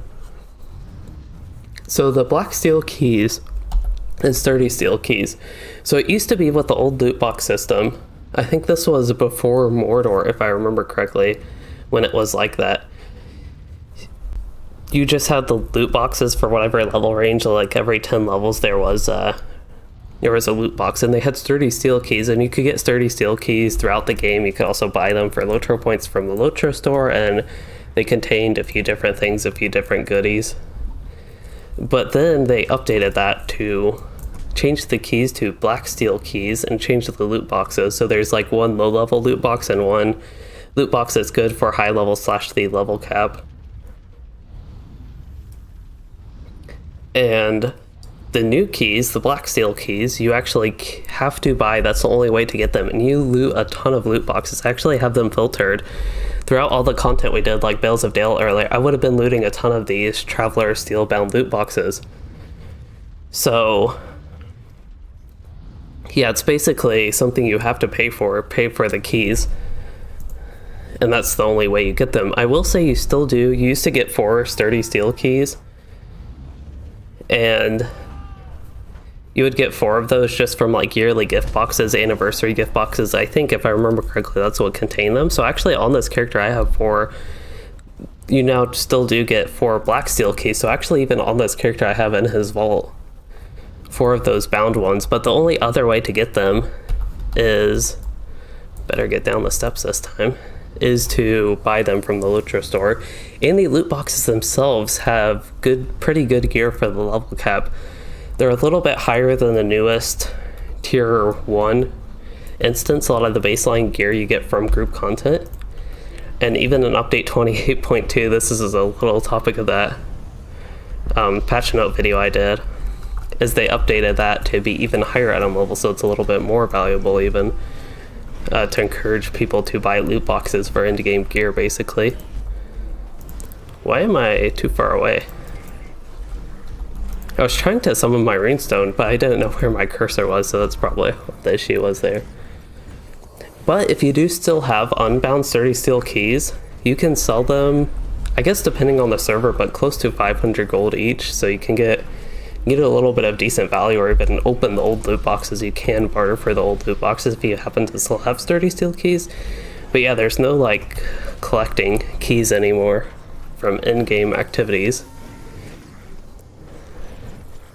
You now collect the keys from in LOTRO store activities.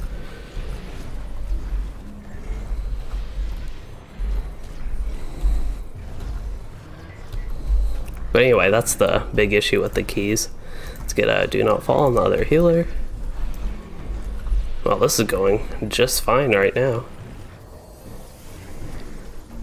Guess they really add the difficulty. They kind of layer it on, and I just remembered to pay attention to my power. So I'm actually even going to get a power potion. I'm going to use everything, because why not? I'll use everything I have to restore my power. So right now, none of my skills should be costing power. I think I have a couple seconds left on that buff. So I actually want to get my AoE bubble. Well, I barely got out of that zone in time.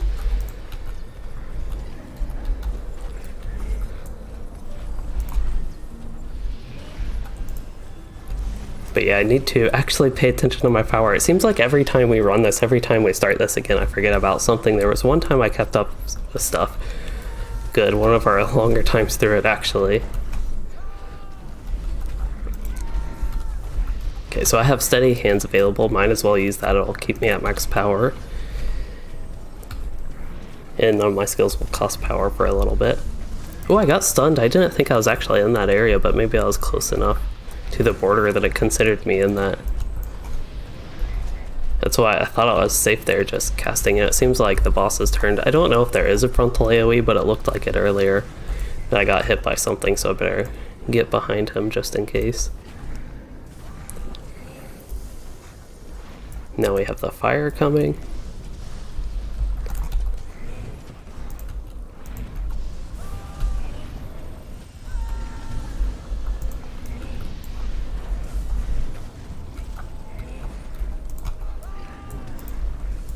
Okay, I think I have self-motivation ready to use.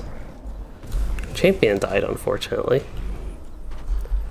Actually, I need to focus on the healing before I can even worry about looking at my power. I need to get the word and heal it up a little bit.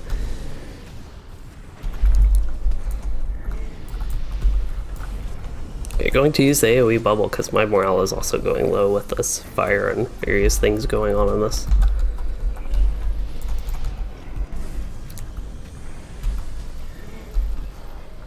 Okay, gotta get myself up, that is important. The minstrel, it looks like he used his battle res on the champion.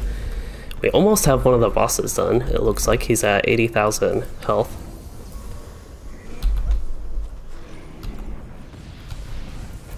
Oh, I died. What did I die from? Actually, I don't know. Oh, distributed again. Yeah, I guess we should probably be stacking together. Anybody that's ranged is what I'm guessing from that. Stacking together while staying out of the bad effect areas. But they do have one healer. They do have one healer, one tank, and a bunch of DPS, and he's got like 600k left.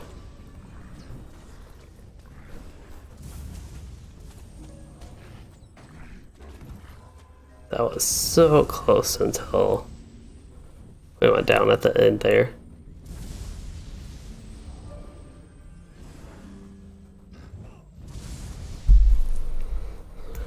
Yeah, the important thing with the sturdy steel keys, if you still have those, they have to be unbound versions. So any bound ones, of course, you can't actually sell. But 500 gold is a decent amount, I would say. That's what I was able to sell mine. I had like 4 on Arkenstone, I think, that I was able to sell, and I got essentially 2,000 gold.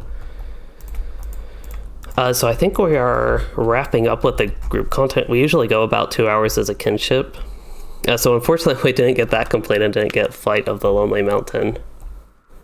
Oh, this is Gatehouse of the Lonely Mountain. I have no idea why I'm exiting this way. I want to jump in this pool. Oh, it won't let me. That is very sad.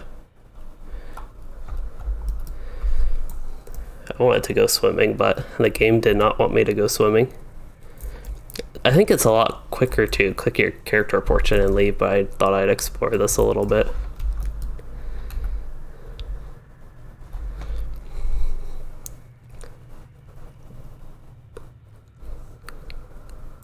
Well, this is way slower. I feel like at this point I should just keep running, but really doing the leave instance.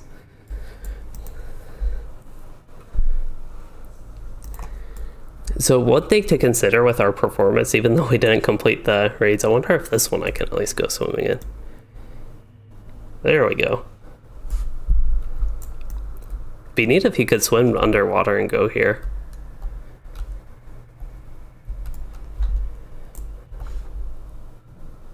Alright, I just thought that was interesting to check out. I can actually just leave the raid and it'll teleport me out. That's even quicker. Alright, so to...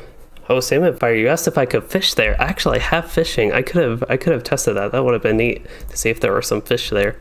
Probably would have been some seaweeds or whatever it is you catch all the time.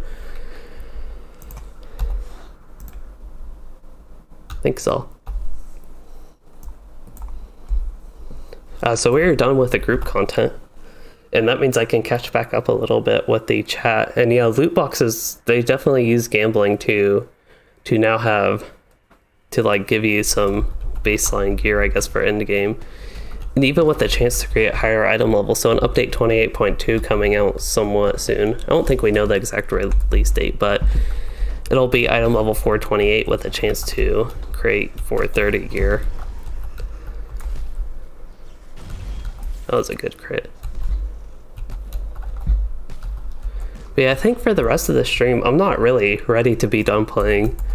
So I think for the rest of the stream, I just want to do a little bit of questing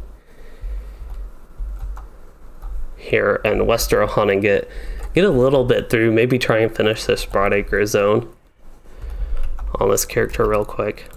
So I need to defeat more Warg Defilers, or Warg Rider Defilers, so these Goblin Defilers actually. And it looks like this guy wants to run fast on his Warg. If I can kill them quick enough before they run away, it's good to be on foot, because I do way more damage on foot.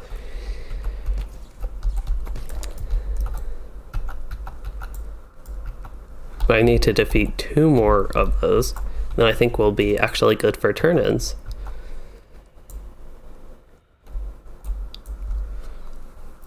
So let's see. Yeah, LOTRO.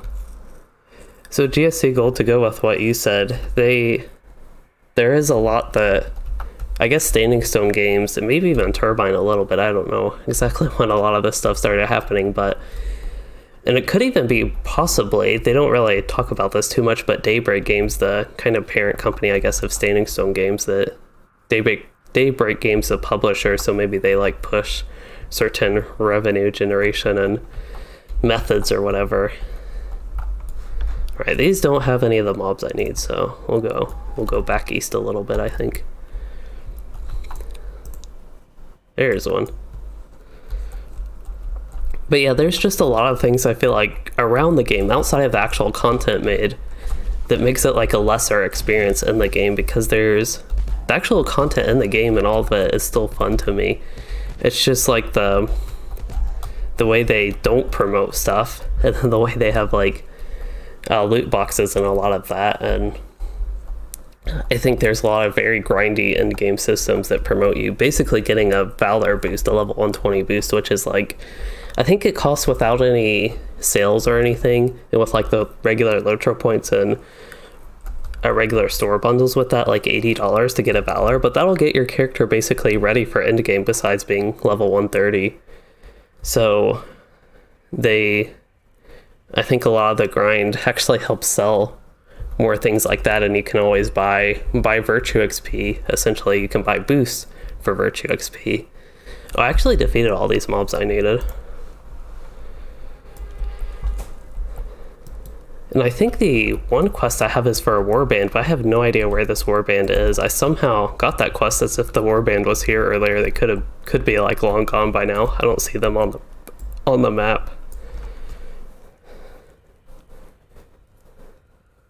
In GSC Gold, you said DDO gets a lot more attention than LOTRO. I'm kind of surprised. I don't have too much experience with DDO and don't really know how popular it is compared to LOTRO, especially like both in-game and outside of the game, but I'm actually kind of surprised about that. I would have thought LOTRO was a bigger game than DDO, but that could entirely be not the case. Oh, there's that warband. I wonder, it could be too difficult of a warband for me to solo. And hello, Dinjarin. For anybody unfamiliar, that was Diadem from the stuff we did in the Kin. He was the Warden DPS / tank for the last raid we did. And yeah, Salmonfire, you said they're hiring a producer to streamline their operational objectives. That's actually something Cordovan, he posted that on Twitter, I think a week or two ago. But yeah, I think having another position like that, just somebody to help with something like that, will help a little bit.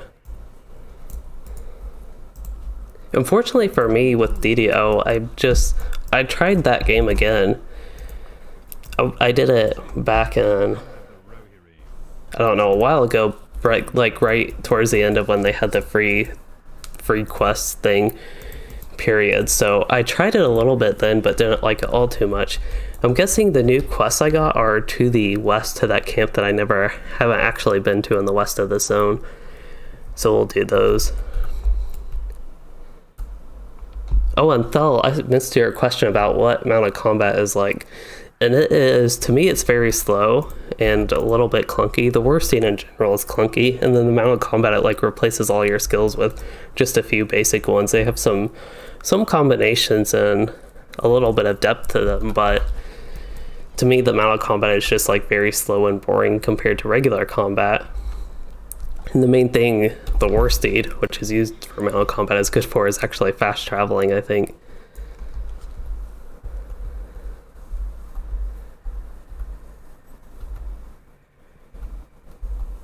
So with DDO, the end game and content they come out with, it reminds you of what WoW does, just daily quests in an instance or two, and that's it.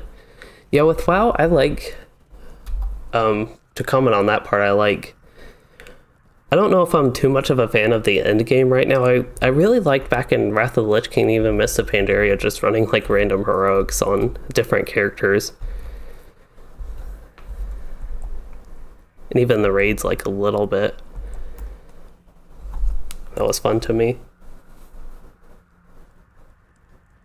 Yeah, I went on DDO basically just to use the free DDO quests as well. The actual gameplay of it, maybe I would need to play it a little bit more, and maybe I could do that in the future, but I just didn't enjoy the actual gameplay too much. So what are these quests that I need to do? Oh, actually I have to go back to the camp. I was just like headed over here, assuming that's where my quests were. But preparing for the worst, I need to collect armor, shields, spears, and swords actually in the camp. It looks like I do need to collect a map to the enemy encampment. So maybe I can defeat like any of these mobs for that. Actually, I don't know. Let's see. If I hover over this mob. Maybe. No, he does not count for the quest, but we'll kill him either way. Try to kill him at least. I feel like I've done enough damage to kill him, but somewhere else not going all the way down. There we go. So maybe it's the half-orcs that I need to get for these quests. So not the Goblin Defiler. I can get Walnut Branches though. Half-orc warrior, he can drop the map. And I also need the enemy's orders whenever we kill enough mobs to see there's an update on the map when I get one of these items. Oh, I just missed him with Static Surge. That's one of my strongest skills. I think that's the Warband. There's a bunch of regular mobs, but I feel like they would do too much damage to me, especially with the Elite Master. If they weren't mounted, I could probably do that. And S. Zulu, you said they could animate the War Steed better. I agree, they could probably have maybe more interesting animations to it. You said it could like buck and kick while you're in a fight. But the big thing with the War Steed is it sometimes glitches, so the animations don't even like play properly, or it will rubber band a lot.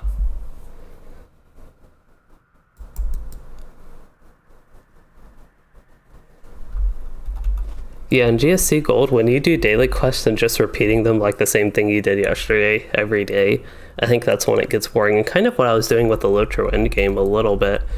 It felt like I just kept doing the same thing every day. That's why I wanted to take a little bit of a break from it, and I'm probably in the future going to focus a little bit more on my lower level stuff and different adventures, and I think that's what's really fun in LOTRO compared to just like grinding endgame. I just like going out and about questing. Not as much in West Rohan. There are other areas I prefer to quest in, but like even right now I'm quite enjoying the questing, even though I still need to collect the enemy's order. So I did get one of those quest items. Let's go up somewhere. The zone, this particular area has a lot of mobs spread out, but there are a few decent camps of them. So I can either sit here trying to kill all these mounted enemies. Looks like they do count for the enemy orders. Or I could go to the camp up north and have a lot more concentrated enemies, but I think I only needed 2 quest items, so that was pretty short.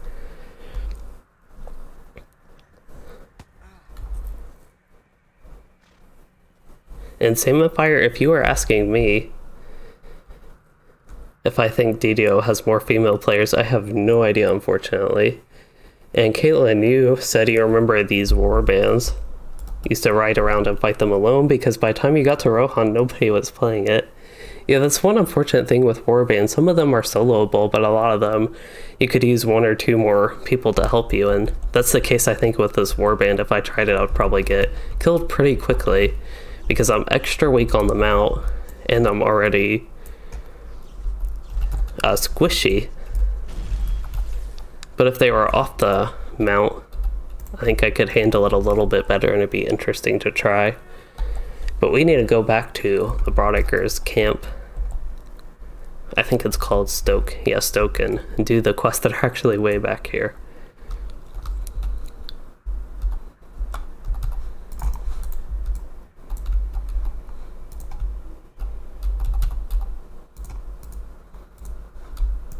War is coming, and he had a quest. Defeat wolves and war riders.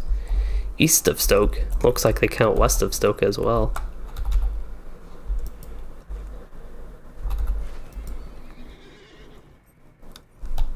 If I could find regular wolves, they would probably be more enjoyable to try to kill than the war riders. So what are the quest items I need here? Is this all like the armor, shields, that type of stuff? Looks like it.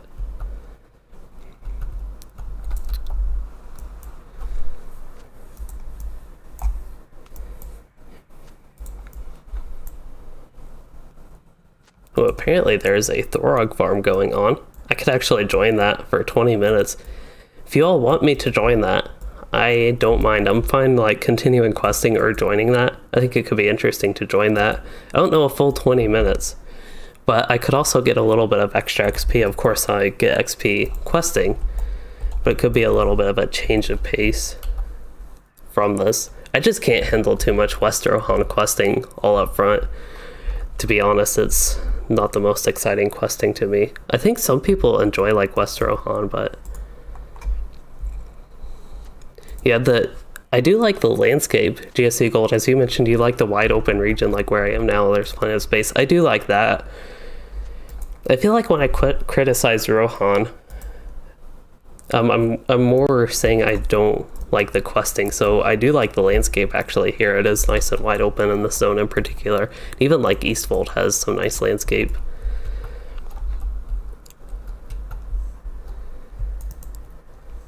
Let's see, what am I doing? Trying to pick up something. Not a mailbox. Need to go a little bit more. Here are the spears. If I actually used my eyes to look instead of just pressing the delete key to select stuff, I would have seen them.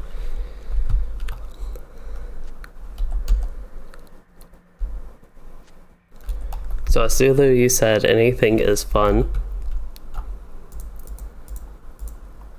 Alright, I might join that after a few minutes. If I get like all these quests settled, I might try and join that for a few minutes. If they search again, I feel like it's been so long that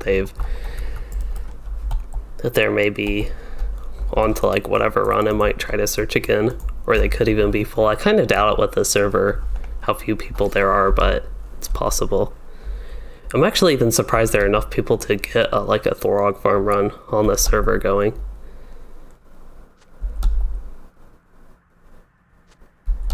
Yeah, so Salmon Fire, I definitely agree with that. You cannot skip or cancel quests here because it will screw things up with trying to get the trait points. And that's pretty much the reason I'm doing this on this character, is for the trait point. And as you may have seen in my videos, and every time I talk about trait points, I hate that you have to do quests like this to get trait points. I think it's fine if you want to do these quests, you can do them. Some people enjoy them. It sounds like, Caitlin, you enjoyed West Rohan.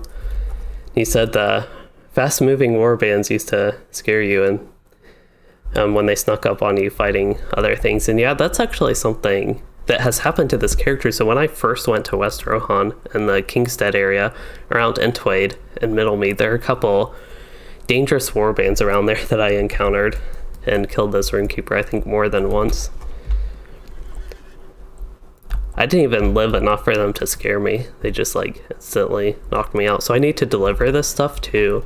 Oh, I actually need to go in here. I've been like hovering around here, but I do actually have a quest, I think, to go in here.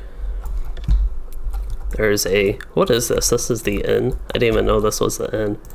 It's a pretty nice inn. It's kind of different than some of the others, I think.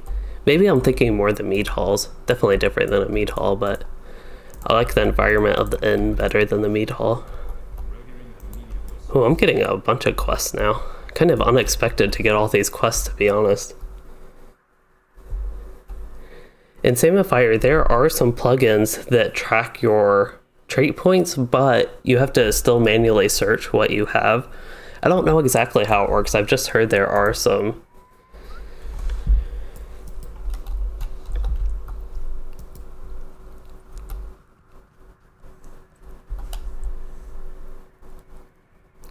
Let's see. Quests. I need to... Honestly, I don't even know what I need to do. So I need to aid the leaders of Stoke. Already got the quest up there, so let's go back to the meat hall, I think. I feel like I've spent so long in the zone that I didn't think there were actually any more quests they could give me.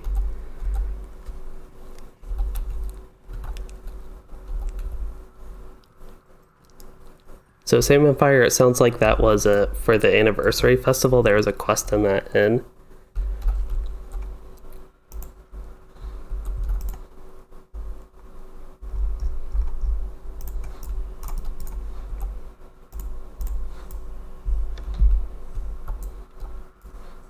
Oops, actually, I saw this person with the quest ring, but that's something I already had. That was actually chapter 8, the book quest. So I guess I'm actually ready to head out. I need to deliver the arms and armor to the armory stockpile. That is what I need to do right now, and that is preparing for the worst. Alright, so that's up here, but it's a stockpile. That is a tiny stockpile. I see why I needed to add stuff to it. It's like 2 shields and 3 swords. One of the swords is actually just totally cut off. These nice environmental touches, though. I like in LOTRO, they have some good detail like that sometimes.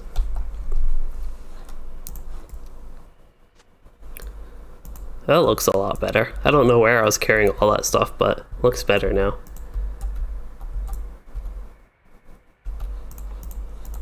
Alright, so that's all I needed to do there, it looks like. Did that quest automatically complete? I got stalking for the siege. New quest. I didn't even pay attention to what happened with the quest when I did that. So I got stalking for the siege. So preparing for the worst, post conscription notices. That's to the northeast now. Okay, and Same Empire, you said, oh no, Ivan, you said you have to go in. Good night. So thank you, Ivan, for joining the stream and again, becoming a member. I do appreciate both of those. Oh, there's a milestone. Actually, I should put my milestone here. That's not a milestone, that is a signpost. I thought it was a milestone for a minute there, which is a little bit embarrassing. I guess it looks almost similar. Yeah, it looks pretty similar to that at least. There we go. I did need to move my milestone here because that was still in the other zone.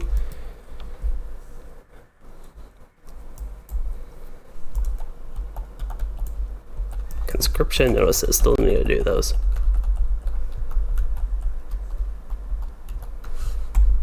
I feel like with West Rohan in general, there's a lot of back and forth and talking. I know that continues through to Minas Tirith, and Minas Tirith at least.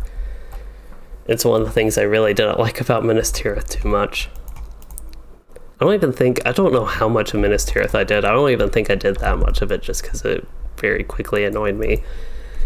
All of that, and that's one of the big issues I have for my characters that I didn't level doing that was missing their trait points.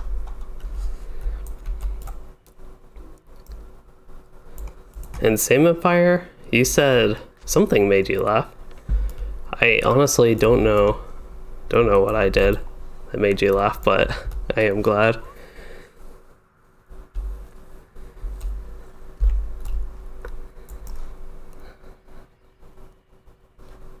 Let's see, what do I need to do? Need to talk to Huthric.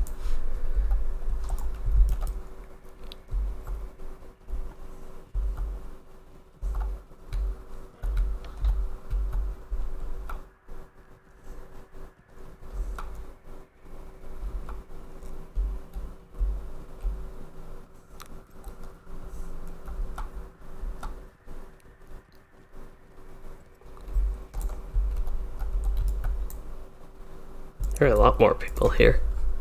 I have no idea. Maybe I'm missing something. I don't know if it was even I that made you all laugh. Something was blinking.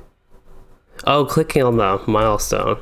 Yeah, so unfortunately the chat, or not the chat, but the stream is a little bit delayed from when I do it. So I think there's like a 20-ish second delay, I think is what it's supposed to be. I think I can turn that in.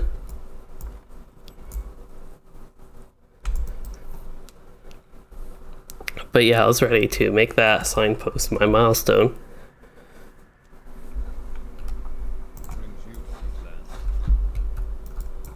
Okay, preparing for the worst is done.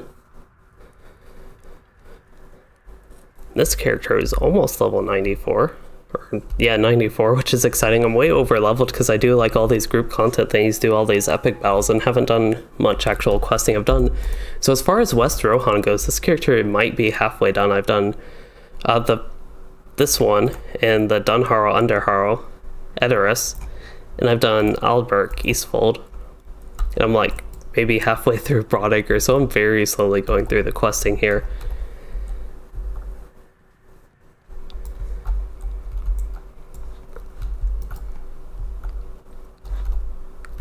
I think this actually shows that signpost thing I put on it. Not sure if we can read it.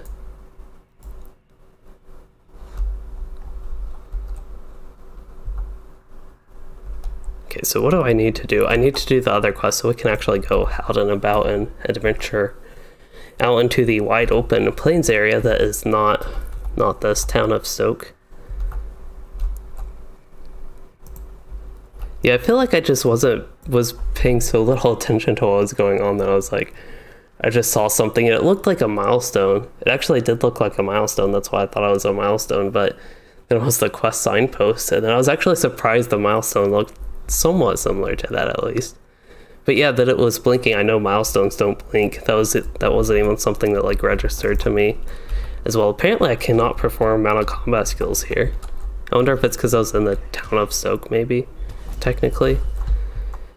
It's actually nice. Do I need to defeat the little does? Looks like it. Okay, this little doe is an annoying little doe though. Stunned me in the middle of epic conclusion, so I lost all my attunement but got 0 of the damage.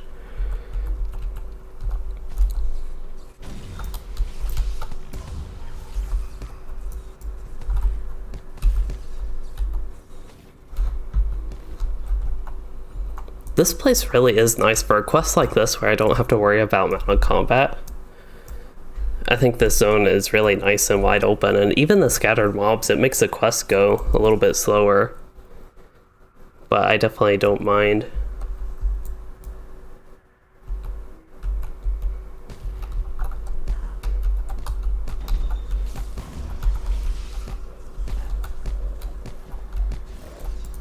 Yeah, I'm getting deer meat, venison, hides, and ivory. I think that's what the deer can give me. And also auroch meat, once I find it.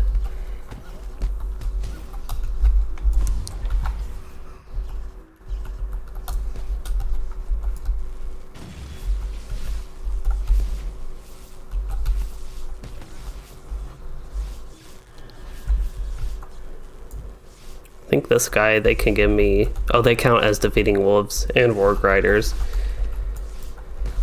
And then they might be able to drop hides. I thought I got hides from one of these, but maybe not. I feel like they could, but maybe they want specifically like deer hide.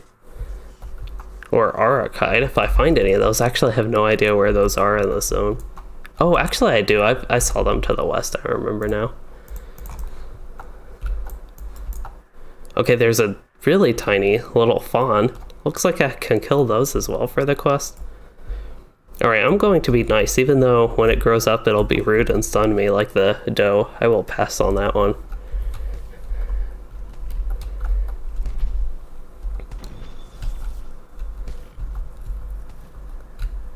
So, GS Eagle, do you hate traveling in a zone and constantly fighting the whole time? Yeah, that's... Sometimes I like that. That can be fun to me, but it's also nice to have a little bit of a more relaxing break. Even though I don't like the back and forth on a lot of that type of stuff maybe in West Rohan, I will say a quest like this I actually enjoy because it's just like nice open exploring, killing animals.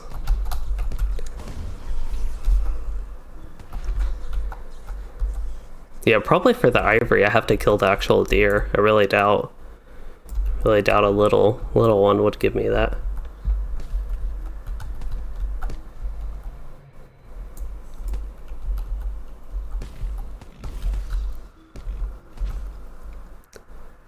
Okay, got a couple of wolves here. And a buck. Actually, I totally missed the buck. It blended in too much with the environment somehow. Even though it's brown and the grass is green. Alright, we get to have a little bit of interesting combat here. I'll actually have 4 mobs on me. One being a signature. That's probably the one I should primarily target because that AoE is going to wipe everything out.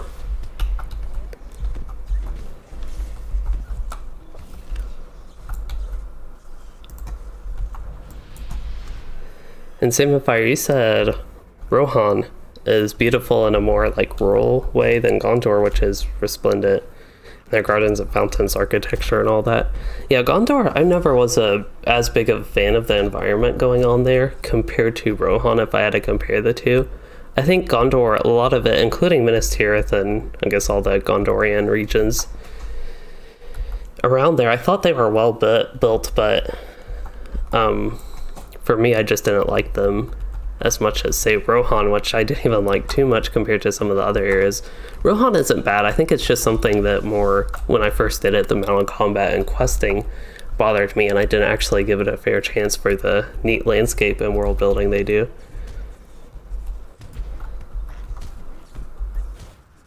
Well, it looks like they're doing another Thorog farm. Okay, we need more Auroch meat, as in we still need all 6, and I just need more ivory. So I think I'll head west and start trying to do a little bit more. I also can start tracking the invaders and just killing any of the deer, the bucks, the ones with the antlers, along the way and seeing if I find any Aurochs. I think that goblin flanker just spawned that I ran by. And Caitlin, you said it sounds like you have to go, so thank you for joining the stream, but you said it's been fun to watch the gameplay and very nostalgic. It's rather late for you, so you're going to get some sleep. You hope the rest of my live stream goes well. I hope the rest of it goes well too. And just so everybody has an outlook, I'm thinking probably half an hour or so. After this quest set really is probably when I'll get to wrapping it up. It is getting a little bit late for me as well. And here's a buck, I almost missed that one. I can unfortunately fight off the war steed. I think I actually have a mounted enemy on me. I don't know, with the lightning Rune Keeper, a lot of your skills have pretty low range actually, so it can be sometimes hard to hit those mobs.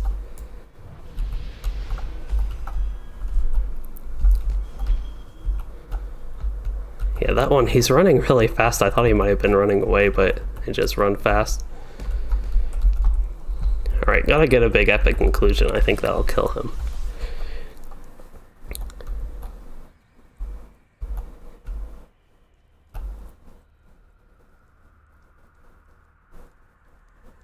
Yeah, so I agree that Wells of Langflood and the second level of War of Three Peaks, that is cram-packed with action. I actually like it with how much there is with those. So far I've liked Wells of Langflood. That one's been a little bit more calm, I would say, than what I did with War of Three Peaks. But I really liked War of Three Peaks and the environment there. Yeah, range is 20 meters, so like 60 feet. Although I feel like in a game, for some reason, I feel like if I compare this to real life, that like 20 meters in this game is probably more like 20 feet in real life. Actually, I don't know. It's kind of hard to tell. I feel like it might actually be 20 meters. Be a good estimate. Actually, it's 20 meters when, if the horse wasn't moving, let's go to this enemy. Okay, this would be 20 meters actually. But that's pretty far away, I suppose. It could be actually like 20 meters. I would assume it's scaled like for a character of 6 feet. I don't know how tall elves are, maybe 7 feet even. For somebody this tall, uh-oh. If I turn myself horizontal. Alright, yeah, that's the problem with the warbands for this character. I just die. I don't have a chance to get scared. I actually did have a chance to get scared there because I saw them before I died at least and tried to fight them, try to electrocute them. In GSC Gold, you said you have had your fill of dense mobs and daily quests after 13 years of World of Warcraft. Yeah, that game has some good amounts of dense mobs and things like that.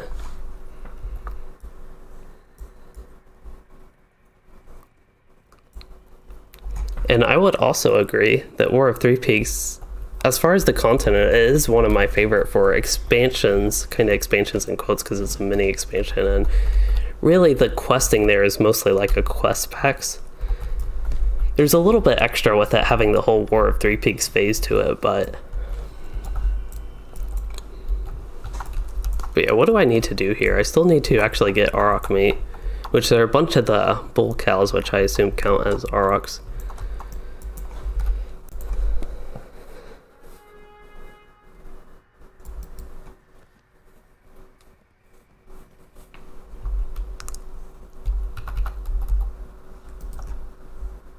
So GSC Goldie said, there's a little calf. Yeah, that one counts. For some reason, I don't feel as bad killing a little calf as I do the fawn. I guess because it's a regular mob and not like a little greeny mob. Basically mining for no reason. This stuff serves basically no purpose for me. I think I do have my metalsmith, could probably eventually make use of it, but I like gathering while out and about. It's just like with the server. It's like if I were to try to sell that stuff on the auction hall, it's just not active enough, not popular enough of a server, not enough people for that to like really be a good thing and really get me any value. I don't even have basically anything to spend my gold on the server even. Okay, so we scouted the thing, and now we need to locate some tents and all that. Really what I want to do now is probably get the Aurochs meat and ivory first though. And that way I could use maybe my map home after I do the stuff actually in the enemy camp. Okay, avoid that.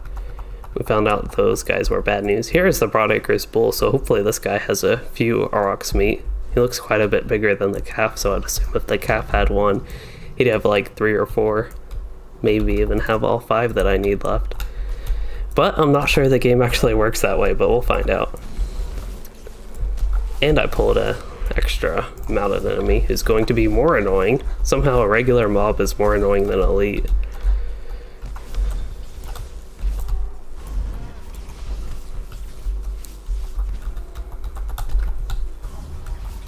Oh, I got a big like 23k crit basically when he was already dead. Oh, you can get ivory from the bulls. The Auroch bulls, that's actually pretty neat. That means I only really need to kill those.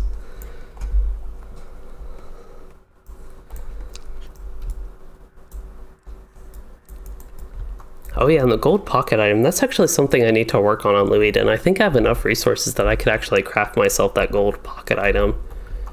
I just need to get Kindred Reputation still. I still need to actually finish that zone, that Elder Slade zone. I did the War of Three Peaks phase, but did that.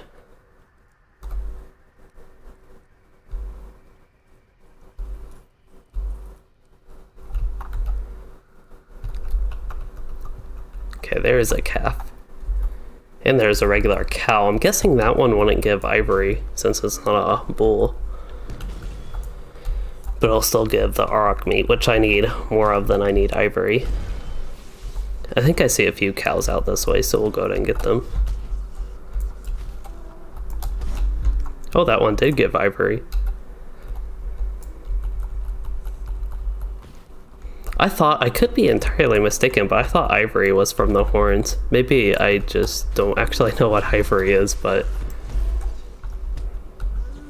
that is what I thought it was from. I don't think it's like their fur or skin type stuff. Or a leather type thing, basically. Because I think it was also only the male deers that gave it, the ones with the... What are those things called? I already forgot what those were called, antlers. So same Empire, you do something really nice, which is give away gold to your low-level kinnies. Then you send them 500 gold and they never expect it. That's a lot of gold.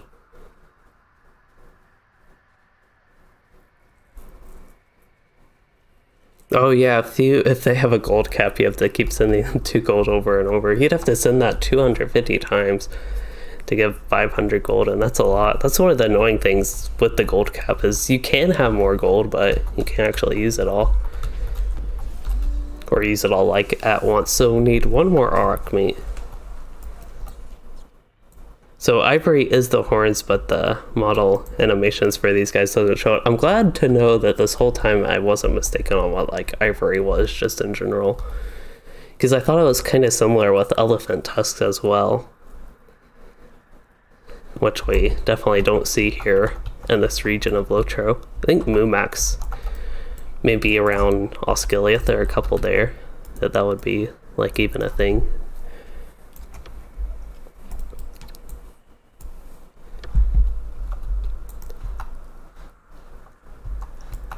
Okay, and here is one big cow to finish this off, one of the bulls.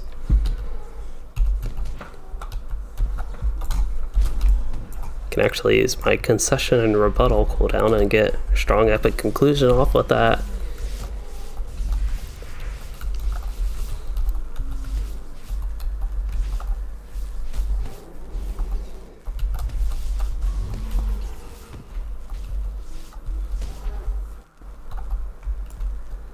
So Ivory is not bone horns, which it sounds like that's what cow horns are. Yeah, I don't know what is all going on with that quest, but I got the quest done is the important part, and it was a pretty fun quest. One of those more relaxing quests that it's kind of a type of thing if I had other things to do in the zone in the meantime, which I kind of did, it would just be a fun thing to go along with it, I think.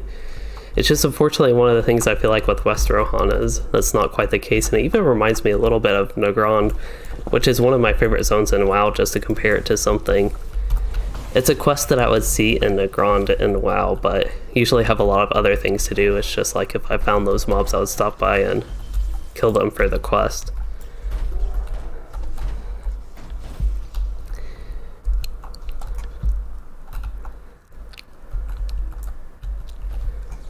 So Ivory could be tusks, which I think I mentioned elephant tusks, or whale teeth, or narwhal.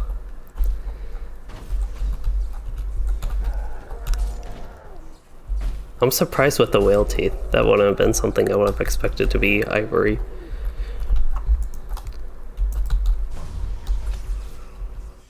Oh, I just need to locate their tents? I don't even need to kill... Oh, this isn't even a named guy, it's just a generic fort captain.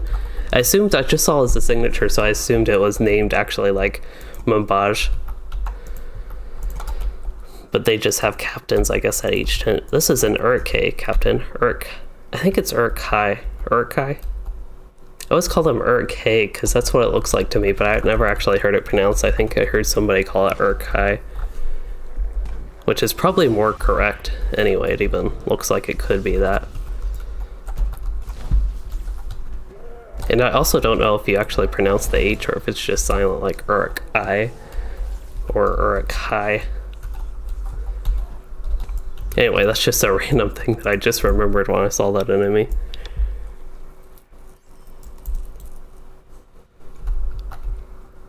Let's see, I still need to find some camps. Tents, rather, in this camp. Probably one over here. We'll just pull a bunch of enemies. This is actually something I used to be able to do safely, but West Rohan, the landscape, goes way up in difficulty, and I mentioned I think this character being a little bit underpowered now. So actually stuff like this gets a little bit dangerous on this character. Ooh, something did a ton of damage to me, and I know debuffs. Debuffs are a big thing in this region, starting really in West Rohan, so something I have to look out for as well if I get any of those.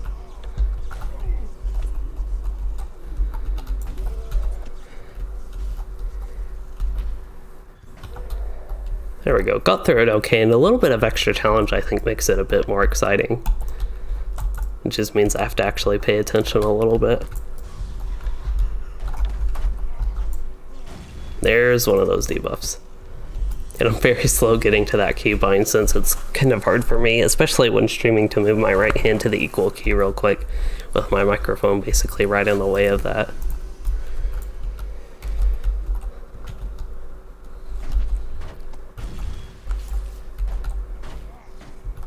He tossed me way up. I don't even know how the physics of that worked, but he did something to make me like go way in the air. I think way higher than this character could even jump on a trampoline. Here's a little box, adorned chest. That is a scholar item, isn't it? I saw a little bit of red flash over when I hovered over it. I'm not a scholar. I am a miner and a forester, a prospector and a forester, and a tailor.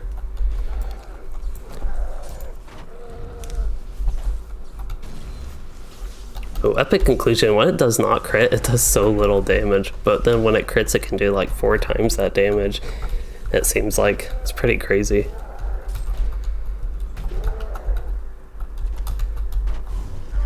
Even the same with that skill I just used, it can crit for a lot more. Static Surge.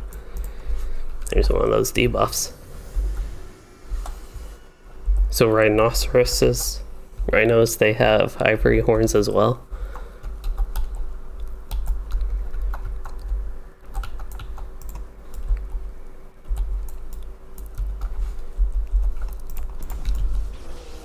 Starting fights with the runestone, that's actually pretty fun. Not something I do too often, but it's a good strategy because it actually makes the runestone get aggro before you. And it still has its effect of stunning and doing damage.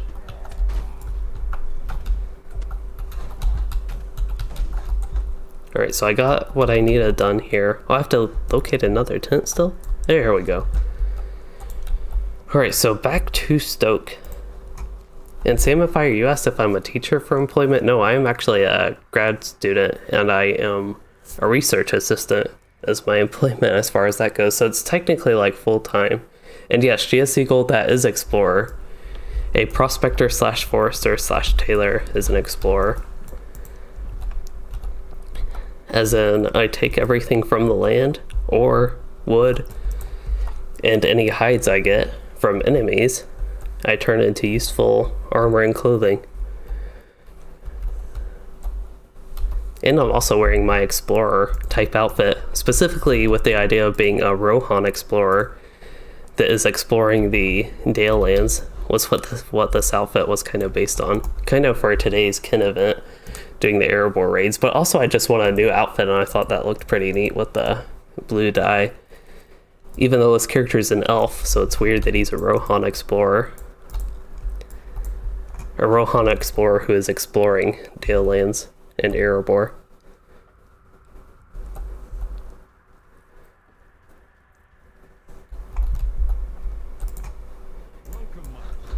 Ooh, I leveled up.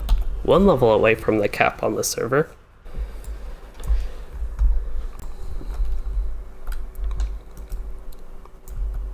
I still need to aid 2 of the leaders, so I have to turn in the Wolves of Isengard, which is to the northeast. And then I have to deliver the provisions to the provision stockpile. So is that near this? Doesn't look like it. Provision stockpile would also be to the northeast, but inside the little camp. So Samifire, you said you have post-grad studies under your belt and actually remind you of a professor. That's why you asked. Well, I guess I'm glad a little bit that I remind you of a professor. Even though that's not what I am. At least right now. It's a potential avenue for me to explore later in my career, but I don't know about that. And hello T-Straws again. You asked if the cosmetics come from the in-game shop or gameplay, and there are a ton of different ways you can get cosmetics. There are some from the in-game shop. Usually they have like very unique ones to try to get people to buy those, of course. But there are also a ton of unique ones you can get in the game. For example, just to go over this outfit I have, it is a mix of crafting gear and a couple vendor gear. So this is actually from a vendor for like a few silver, so it's very cheap and easy to get. The hat is from the skirmish camp for just a few marks, and then yeah, I crafted, this is like the level 80 set of gear I think for medium armor that tailors can make. So that's how I got that outfit. And this outfit, for example, is crafting gear as well. I seem to have a tendency to craft my outfits. And for the cloak, it's actually something you get. So you get like gift boxes for however many years you play in LOTRO, so that's what that cloak is from. And this outfit is mainly actually this character's regular armor. I don't have that outfit set up. But there are also some characters I have who have like old raid gear sets. I use those as outfits sometimes and things like that. So there's a lot of ways you can get outfits in.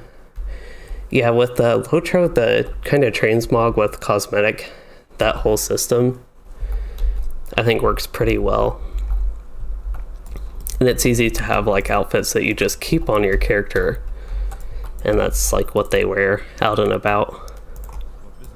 And you can change your outfits. Like I know people who frequently change their outfits for whatever region they're in. Some of them have like cold weather outfits. This would be like a Moria outfit for me, but I've been using it so long that even if I go to Moria, I would probably adventure in this. But yeah, I don't pay all too much of attention to outfits. Sometimes it just takes me too long. If I build an outfit, it sometimes takes me a long time to get it perfected. I like to really work out the details with it. And Angel Rivera, could be Angel Rivera, but you asked what the level cap is, and in general in LOTRO it is level 130 is the cap, so a ton of levels, but the specific server I'm playing on has a lower level cap of 95, so it's a little bit more limited and easier to get to, but the server is less popular than the other ones. It's still the same game, just a little bit of a lower level cap. And T-Straws, you said I should show you my house. I would if I had a house. The problem is I neglected my house so much on the server that they just like foreclosed it. Whoever the housing people were, the housing administrators, they decided to close my house because I didn't pay the upkeep on it. Because apparently when you buy a house in LOTRO, you still have to pay upkeep. You don't just like own the house after you buy it. But I kind of feel like I need to get a house because I don't have one, and it would be nice to actually have one.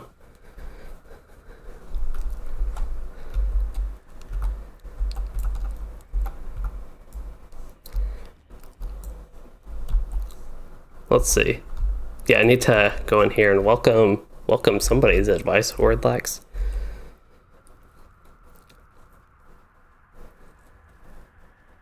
Oh yeah, I remember GSC Gold, you mentioned the old way of crafting with hilts and stuff like that. I kind of remember that. I never did too much crafting with that, but I do partially remember it. Relax advice, turn that in. Wow, I did a lot of listening to advice there. So it looks like war is coming. We were preparing for war at least. Oh, I completed War is Coming. That was actually the name of the quest.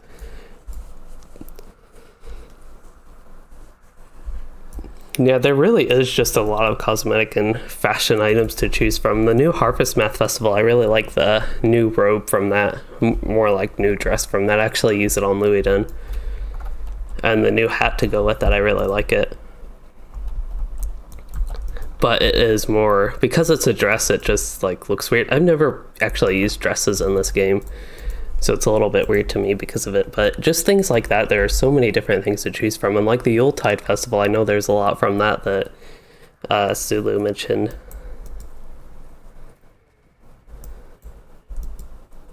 So T-Straws, you said the last time you played, you were like 12 and now you're 22.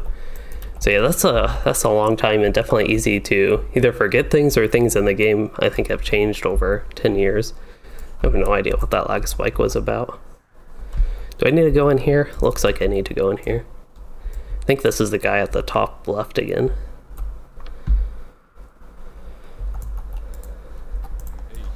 I wonder what this outfit looks like without the hat. Usually I don't play with hats, and especially hats like that, but it really lives up to its name. I really feel like it's an adventurer type hat, so I like having it. Not the most useful at nighttime, though. It doesn't really block the sun or anything. Blocks the light from these little fire posts. They actually have fire coming out the top, and then they have a little one right here for extra light, I guess.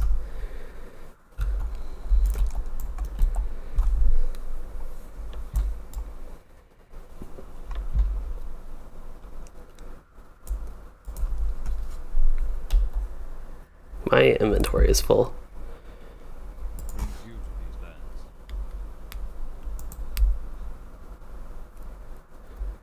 Okay, I want to keep that hat.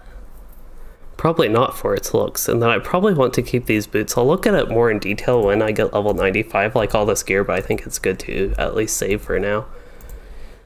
Can't really compare it all that great until I can actually equip it. I can look at the numbers, but even if I don't feel like doing that right now, I would still want to equip it to see like the actual change in percentage of critical chance I get, basically, compared to the tactical mastery is why. Basically what I would consider with that. So T-Straws, you said you used to be in a guild where you would run the same low-level dungeons every night. You wished you could remember what they were. So the low-level dungeons in LOTRO is Great Barrow, first of all. So that one was a little bit maze-like. And it was so maze-like that they actually named the first wing of it the Maze. And then you had like Thader and Sambrog as the next two big sections. And then the next one was Fornost. I think the next one was Fornost. Actually, there was Garthagar one. That was a little landscapey type one. It used to be, I think, a pretty big one. I'm not too familiar with what it was like before they split it into wings, but that one was level low 30s. I think 32 is what it is now. So that's another possibility. And then there's Fornost, that was in the fields of Fornost in West North Downs. And that one was huge as well. That one, even today, I think takes a few hours to go through. A couple hours, maybe. It's more realistic than a few hours. Alright, so I feel like West Rohan, one of the big themes is having solo like quest story instances inside of mead halls. They really like their mead halls, and they really like us having these quests here. Alright, there is only a helmet here. I feel like that helmet's just like wasting valuable seating space. So I am going to steal the seat from the helmet. And apparently sit very far away. Now the helmet's just floating. So it was underground. It could definitely be Great Barrows. You got commendations for it. I don't even remember commendations actually being a thing for that. I think when I ran it, or at least when I ran it where actually I remember where I ran it, I don't remember commendations being a thing. And I think all the stuff you used to be able to buy for those commendations, you can buy at like a skirmish camp now. So you can still get like certain pieces of gear and armor set pieces for low level. Yeah, Great Barrow is just I think it's a fun instance all around, especially for low levels. Actually, I don't even know what they're talking about right now. I feel like it's the same thing over and over with each town, though. They're always preparing for war, it seems like. At least that's the sense that I get from these, from only paying... I would say even me paying half attention is pretty generous. I probably pay like a tenth or a quarter of attention to what's going on in these quests, but yeah, Great Barrow is a fun one. I think it's a good instance to start with.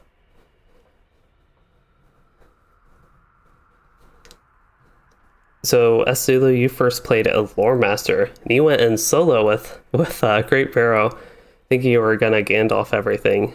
And that's also back, yeah, when the class was weak in 2007. Yeah, that class, that was actually the first class I tried in LOTRO. I think I played it during actually, like, the trial. And, yeah, it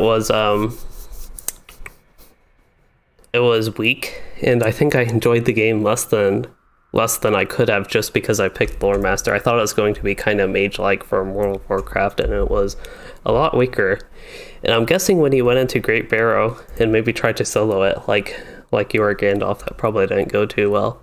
But I guess in Angel, I am going to, if I had to guess, your name's actually Angel Rivera, just based on the name, but you can let me know if I am saying your name wrong. But anyway, you asked if there's a level boost on the legendary server, and I'm actually going to check that right now. There is the level 50 boost.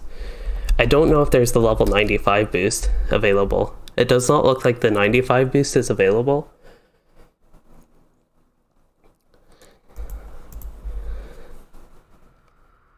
So there's just the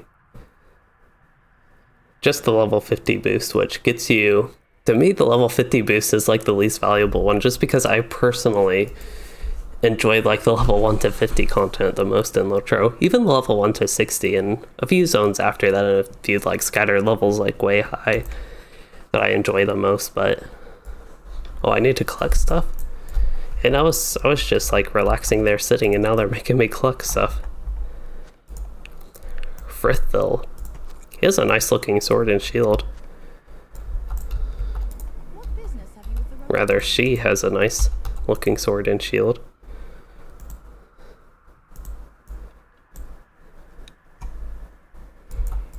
Will you aid the horse lords?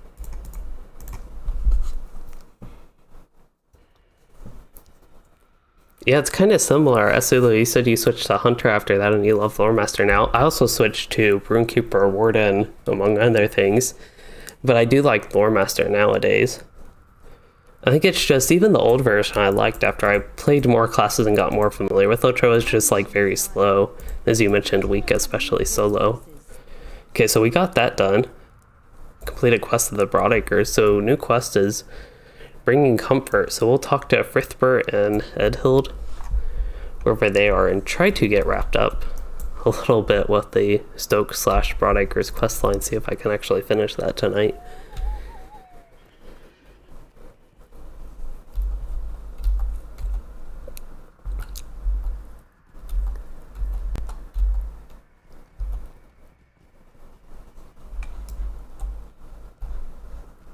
And I passed somebody up, I think. Okay, the quest ring was there, then disappeared. But I think this is... Oh, they're actually both in here? Both upstairs, maybe? Who is that? Ingifu? I don't know if they're supposed to be anybody or if they're just named. Looks like they were ready to clean, but they're not actually doing any cleaning. Am I, like, glitching through the landscape a little bit? I have no idea what that was about, but I was having some weird lag right there.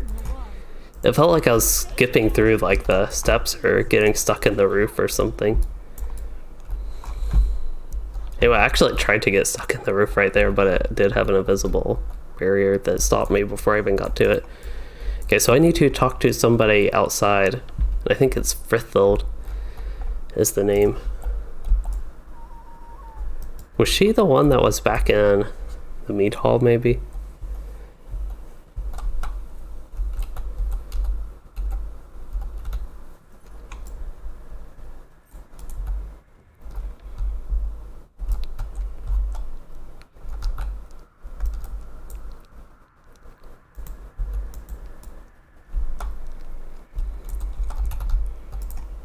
And I got a new quest from this other guy. So collect trophies for the children. Here I need to bring Baldmund's advice to Reeve. Oh, travel now. We get another travel here. In GSC Gold, you said you have to go, and thanks for the stream. Well, I'm glad you joined the stream. I do appreciate that, and I need to... Ooh, I need to do something here, right against something or other. Defeat the Warg Riders. Alright, I really don't want to do this on the war steed, but definitely better for traveling. And with the allies here to help me, maybe it won't go so poorly. I'll at least do a little bit more damage. Looks like I have some sort of buff. I think that's Rider's Bond, yeah, just a buff. Horse steed type buff. Oh, actually collecting trophies for the children in this. Well, that's convenient.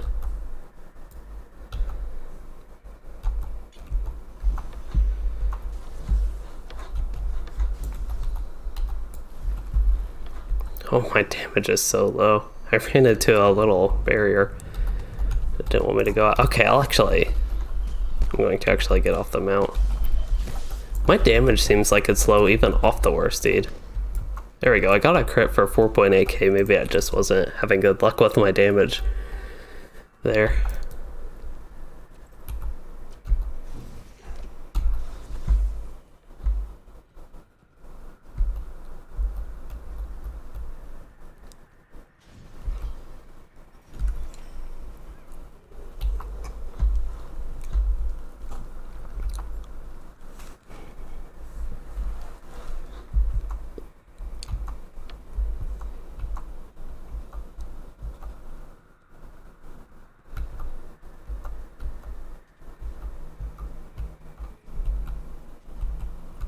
Okay, here's a good chunk of the enemies that I can just get off the war steed for a little bit.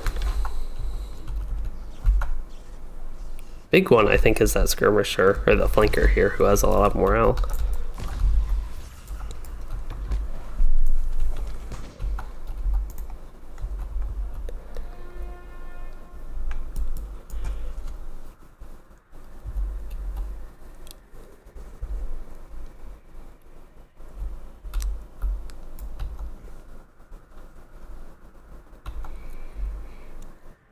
Yeah, so Angel. Oh, so T-Straws, you said, you remember one of my videos I said Mounted Combat was poorly received? Was received really poorly in US. So yeah, what Angel said is Mounted Combat feels unfinished and you can't even turn smoothly. So that's one thing. Also, the actual like skills you use on it, a lot of the classes are a lot weaker off the War Steed. And I think one of the ideas, at least I had, I really have no idea what the community thought back then. But one of the ideas I thought was you're on like a mount and you would be more powerful actually on the War Steed, but it turned out all my characters were way less powerful on the War Steed. And it also used to be a lot worse. You would like have a lot of glitchy like movement with it, a lot of hitching and rubber banding. It used to be a lot worse with that. Even sometimes now turning and stopping and moving and all that isn't too smooth. Especially in certain landscape areas, you can like run into a little thing like a little fence post sometimes, or just like some little rock, and you'll totally rubber band or glitch out or lag, and you'll teleport all over the place sometimes. So those are just like a few of the reasons. But yeah, for me, one of the big things is just how much weaker you are on it. It's super easy to get knocked off the War Steed. I think you can get some things to help with getting knocked off, but it takes a while to build all that up. And it used to turn, I think when they were released, it used to turn even slower than it does now, so it already turns slower than like a regular mount. You have to actually like turn more realistically, I suppose, than doing a quick 180 on a regular mount that you can do, or even as your character. Like turning that fast isn't the most realistic thing, so I think they tried to cut that with the War Steed, but yeah, it just made the movement, I think, and all feel clunky. But yeah, I think the video I talked about that, I kind of forgot about that video, was the Decade in Review video I did. That was one of the biggest video projects I've done. It was the first one, the first thing I started back with once I got back to being able to make videos again.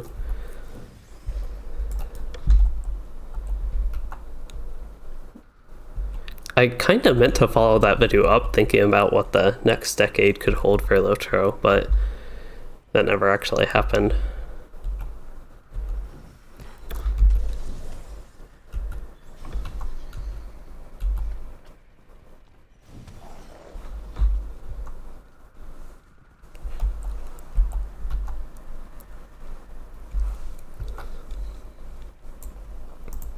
I think this is the one I need to follow for Thild.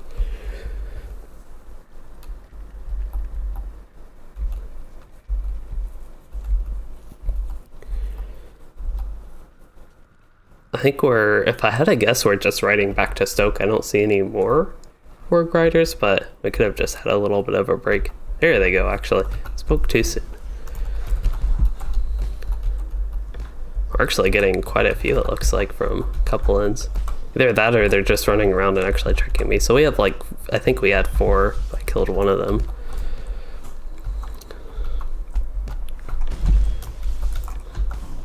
Oh, here's the big Elite Master one. So this is one it would definitely be if I could actually hit him on foot. If he didn't run away too much, it'd be a lot faster if I could hit him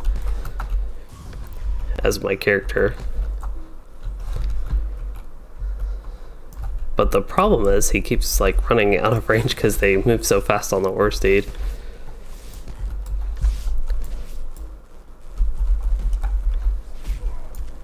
Wonder if I can try to get the runestone where it would hit him.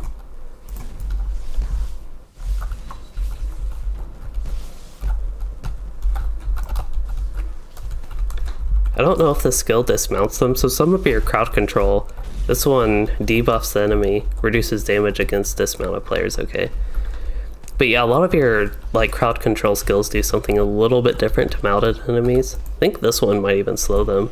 It could actually be a real use of chilling rhetoric as to slow mounted enemies for a brief duration. And then something like epic or shocking words, that one slows the enemy, which is helpful. Looks like it slows them by 30%, which they still can move really fast with that, but yeah, also the mounted enemies in general I think are very annoying to deal with is another reason people in general don't like them as much.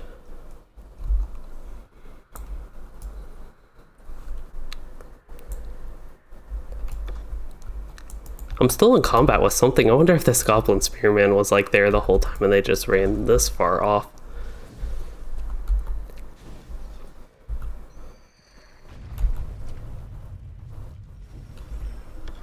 Okay, defeated the Warg Riders, so now I can talk to the NPC, Frithild.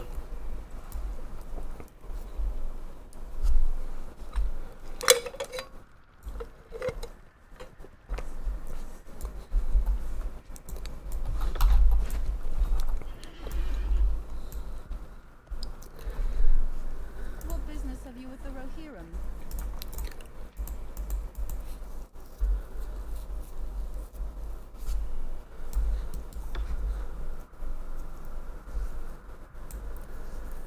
So that is done. It looks like I also completed the gifts for the children, which is short swords, shields, armor, and sword. Those are the gifts. Our mission is dire. So what do I get for all that? Some weak gloves that are worse than my height wool gloves. So I will get the slightly more expensive heavy armor gloves, if I had enough room.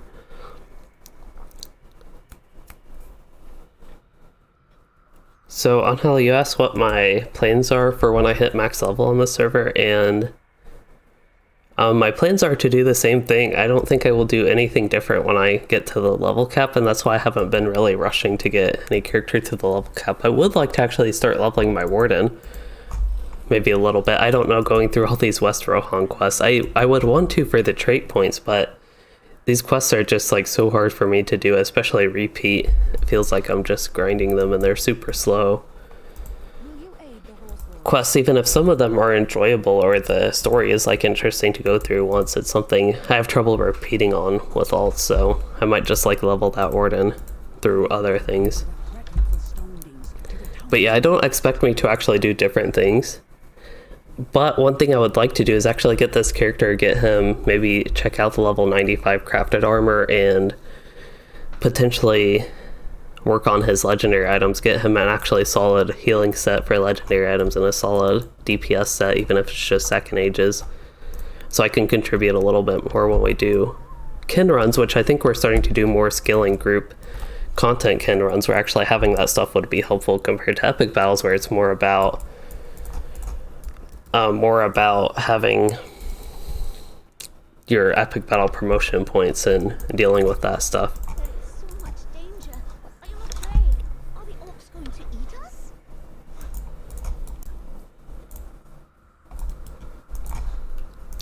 Okay, so this quest is way down actually in the south, getting close to Middlemead.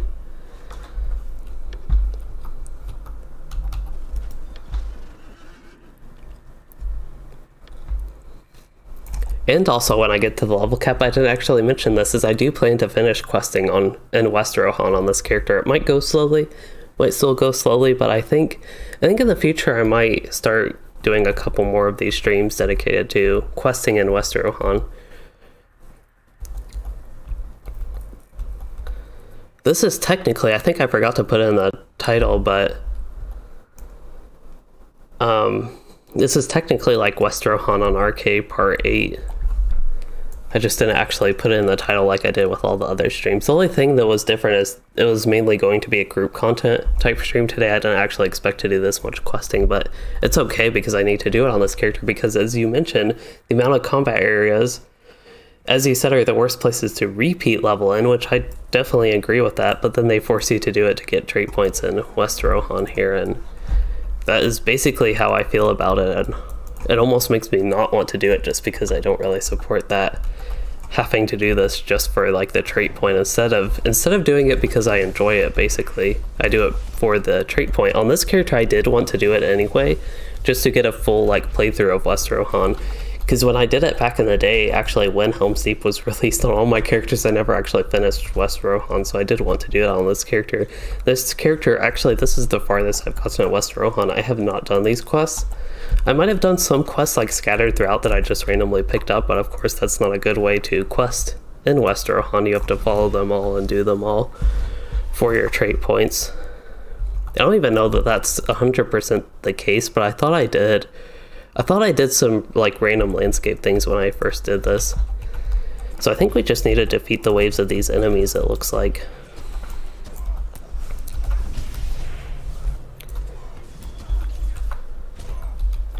Wonder what my traits are. Yeah, okay, so I do have the perfect imagery. That's a good trait. Used to not be quite as useful, but vivid imagery is so strong nowadays, especially if you have, I think there's an imbued legendary legacy for it, but I'm not 100% sure that is the case. Because my other Rune Keeper on Arkenstone, I think has that set up a little bit better, and if I remember, he has that. That was a good stun. It kept them all grouped together actually for vivid imagery. Now I can hit a couple at least with Static Surge, which is another strong AoE. I don't know why that quest ring stays above her head. It's a little bit annoying. I feel like I need to keep talking to her in the middle of combat.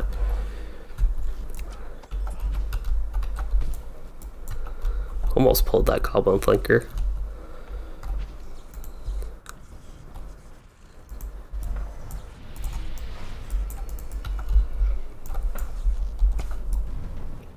These ones are scattered a little bit more, but I still think probably I even use Flurry of Words. That's pretty useful. I think these mobs would last long enough that the debuff would actually be valuable, especially with an actual elite here who I can focus target and just let the AoEs do their things. And I am about to die, so I was going to use a potion to be extra safe. So I need to try to run back real quick, I think, and make sure Frithild survives. I just stopped paying attention to my health. So it was unfortunate timing with that, I think.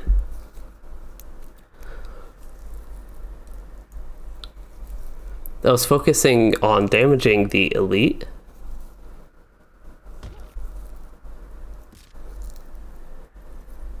And yeah, when I do that, I just stop paying too much attention to my health. This really is a nice, like, wide open area, though, even going south a little bit towards Kingstead.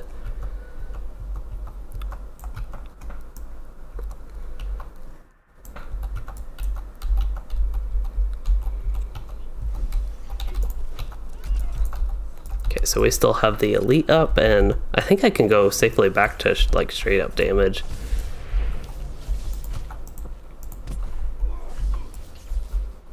Wonder why these guys are on the ground. They have like high health. I was actually wondering if they got near dead during the like fighting that was going on. Okay, that was successful, so now we need to go back to Stoke to, I think, talk to her, because she's the Reeve of Stoke, right? Reeve Frithild?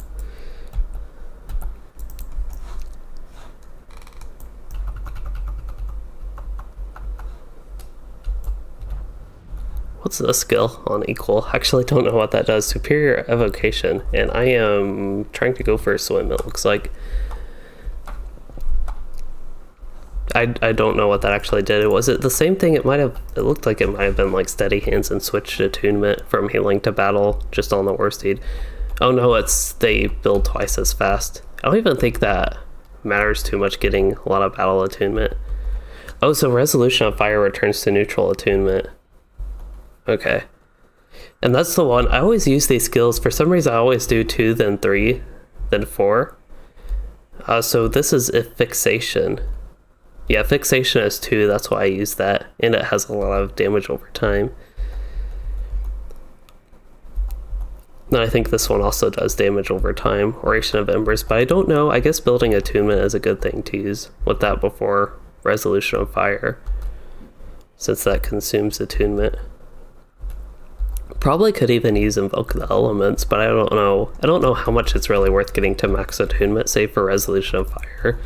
I don't know how much that affects it. It just consumes the attunement. Anyway, I somehow navigated all that while looking at the skill. I actually don't know how I ended up to the meat hall because I was looking at the skill the whole time. And I am not on the Eastern time zone on Hell. I am in Central time, so it's like 10:14 for me, which is actually pretty late for me. And that's why I thought that I'd want to be getting this wrapped up soon, but I'm fine actually continuing the quest a little bit. So we have the Wild Captain now. Is this going to be another travel? Use the campfire to summon Reeve, Frithold, and her companions. So yeah, I'll go ahead and do this. I'm kind of wanting to finish Broadacres tonight. But yeah, I am getting pretty kind of sleepy and tired. I think that even happened a little bit like an hour ago. Almost when I was talking about wrapping this up, maybe after I finish that quest at in half an hour, but I've just kept going.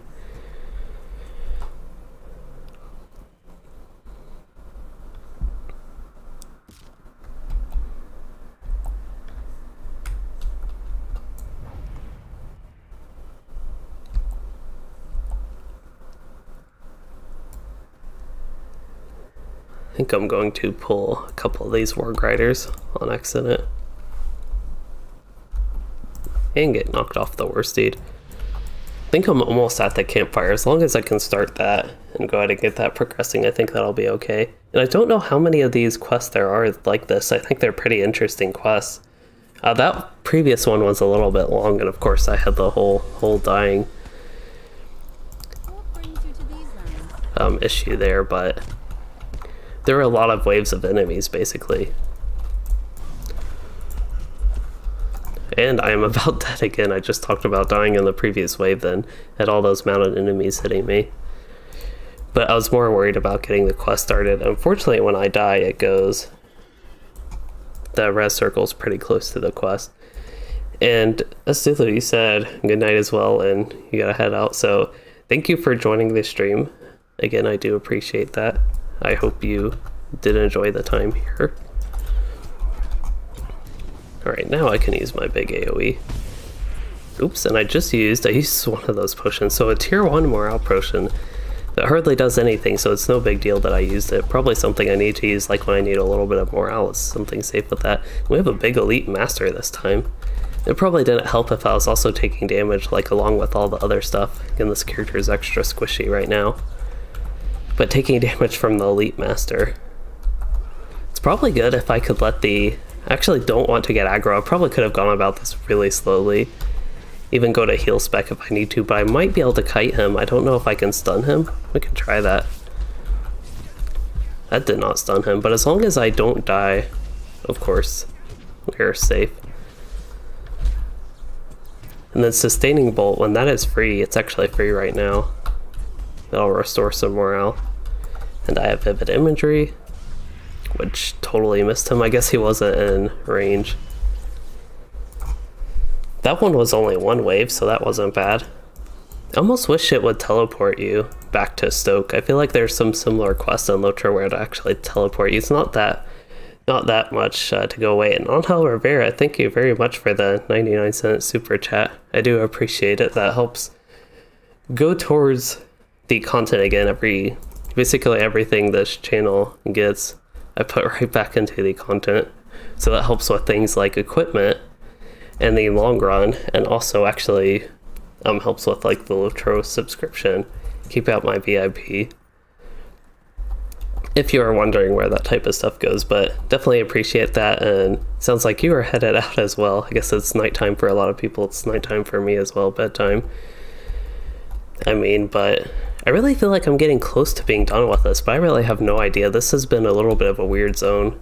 But again, thank you for joining the stream. I appreciate both the super chat tip there and you joining the stream. And I hope you did enjoy it and hope my answers to your questions were helpful. Let's see, I need to clear out my inventory a little bit. Finish that. And bring Thane Ordlack's recommendation to Reeve. Oh no, we need to travel again. Okay, so this is probably going to be the last thing actually. Ooh. Probably going to be the last thing I actually do. I did not expect to actually have like a big troll here. So that was pretty neat.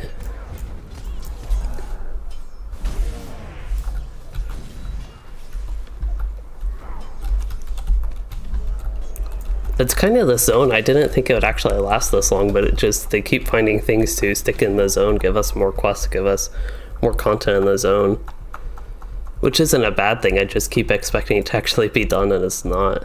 That's kind of the problem that's going on there for me. Alright, so I've had issues with dying, so I feel like a good strategy is to just like run into all these orcs and half-orcs.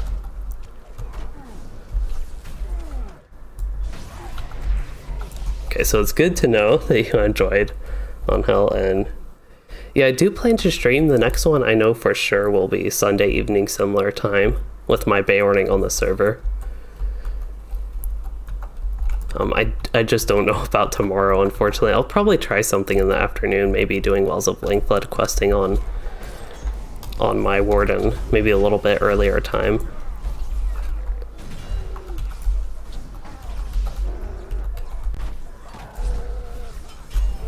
I think that's actually something I actually like that idea right now. I think I can do something early in the day tomorrow. So I used to do a couple Louisden streams or just Saturday streams in LOTRO close to maybe 10 a.m. to 12 p.m. my time, so maybe I'll try something around then. I think it includes a lot more EU viewers. It's a lot easier to view, so it's not like 3 a.m. or whatever that I hear it is for a lot of those viewers. So for some reason I didn't think about it, but actually that would actually be, it'd also be good for me to get back on Louisden and get back to at least going through Elderslade, continuing the questing there. So it looks like we have to deal with Ilska. Ooh, if I can ever get his name right, it might even be Iliska.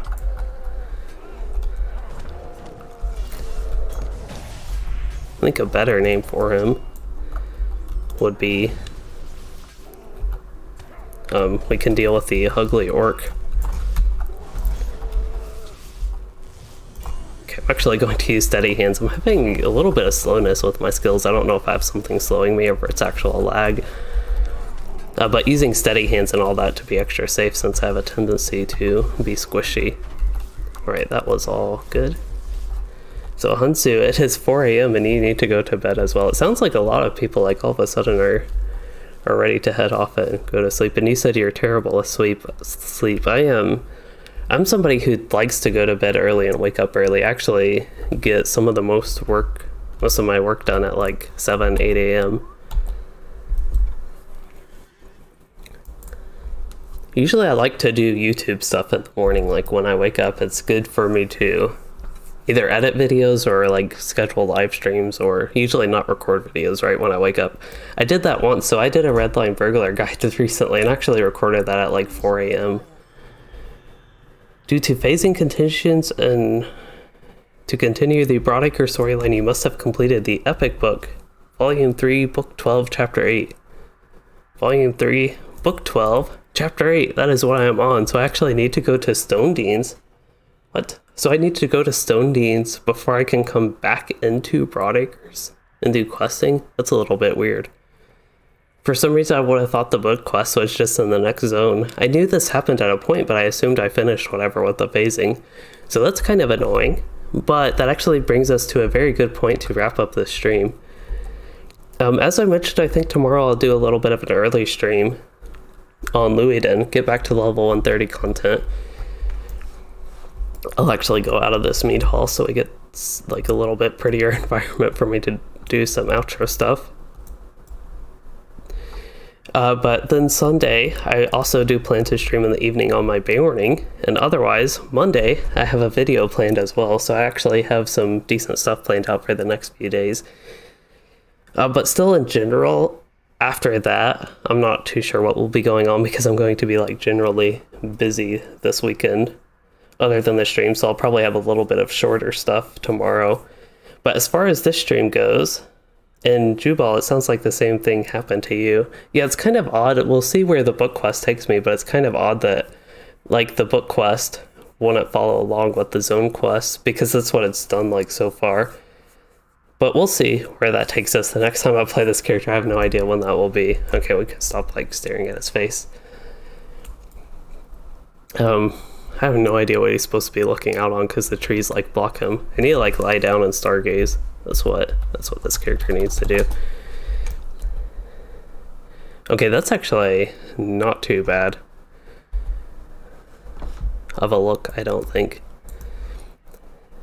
Except lying on the rocks probably isn't that comfortable, and anything in my backpack's getting squished. Unless it's just blankets or a pillow in my backpack. But anyway, setting that aside, that will be it for the stream. I hope you all did enjoy it, and what did we do? We did Erebor instances, we did Bells of Dale, I healed that, then we had a little bit of trouble with the Erebor raids, but we tried them with like 7 people, so it was a little bit of an interesting challenge. Also our first time doing them as a kin at level 95, so that was all fun. Anyway, I hope you all enjoyed all that, with also the West Rohan questing on the Rune Keeper, and if you did, please consider liking and subscribing for more, or becoming a channel member to support the content. And thanks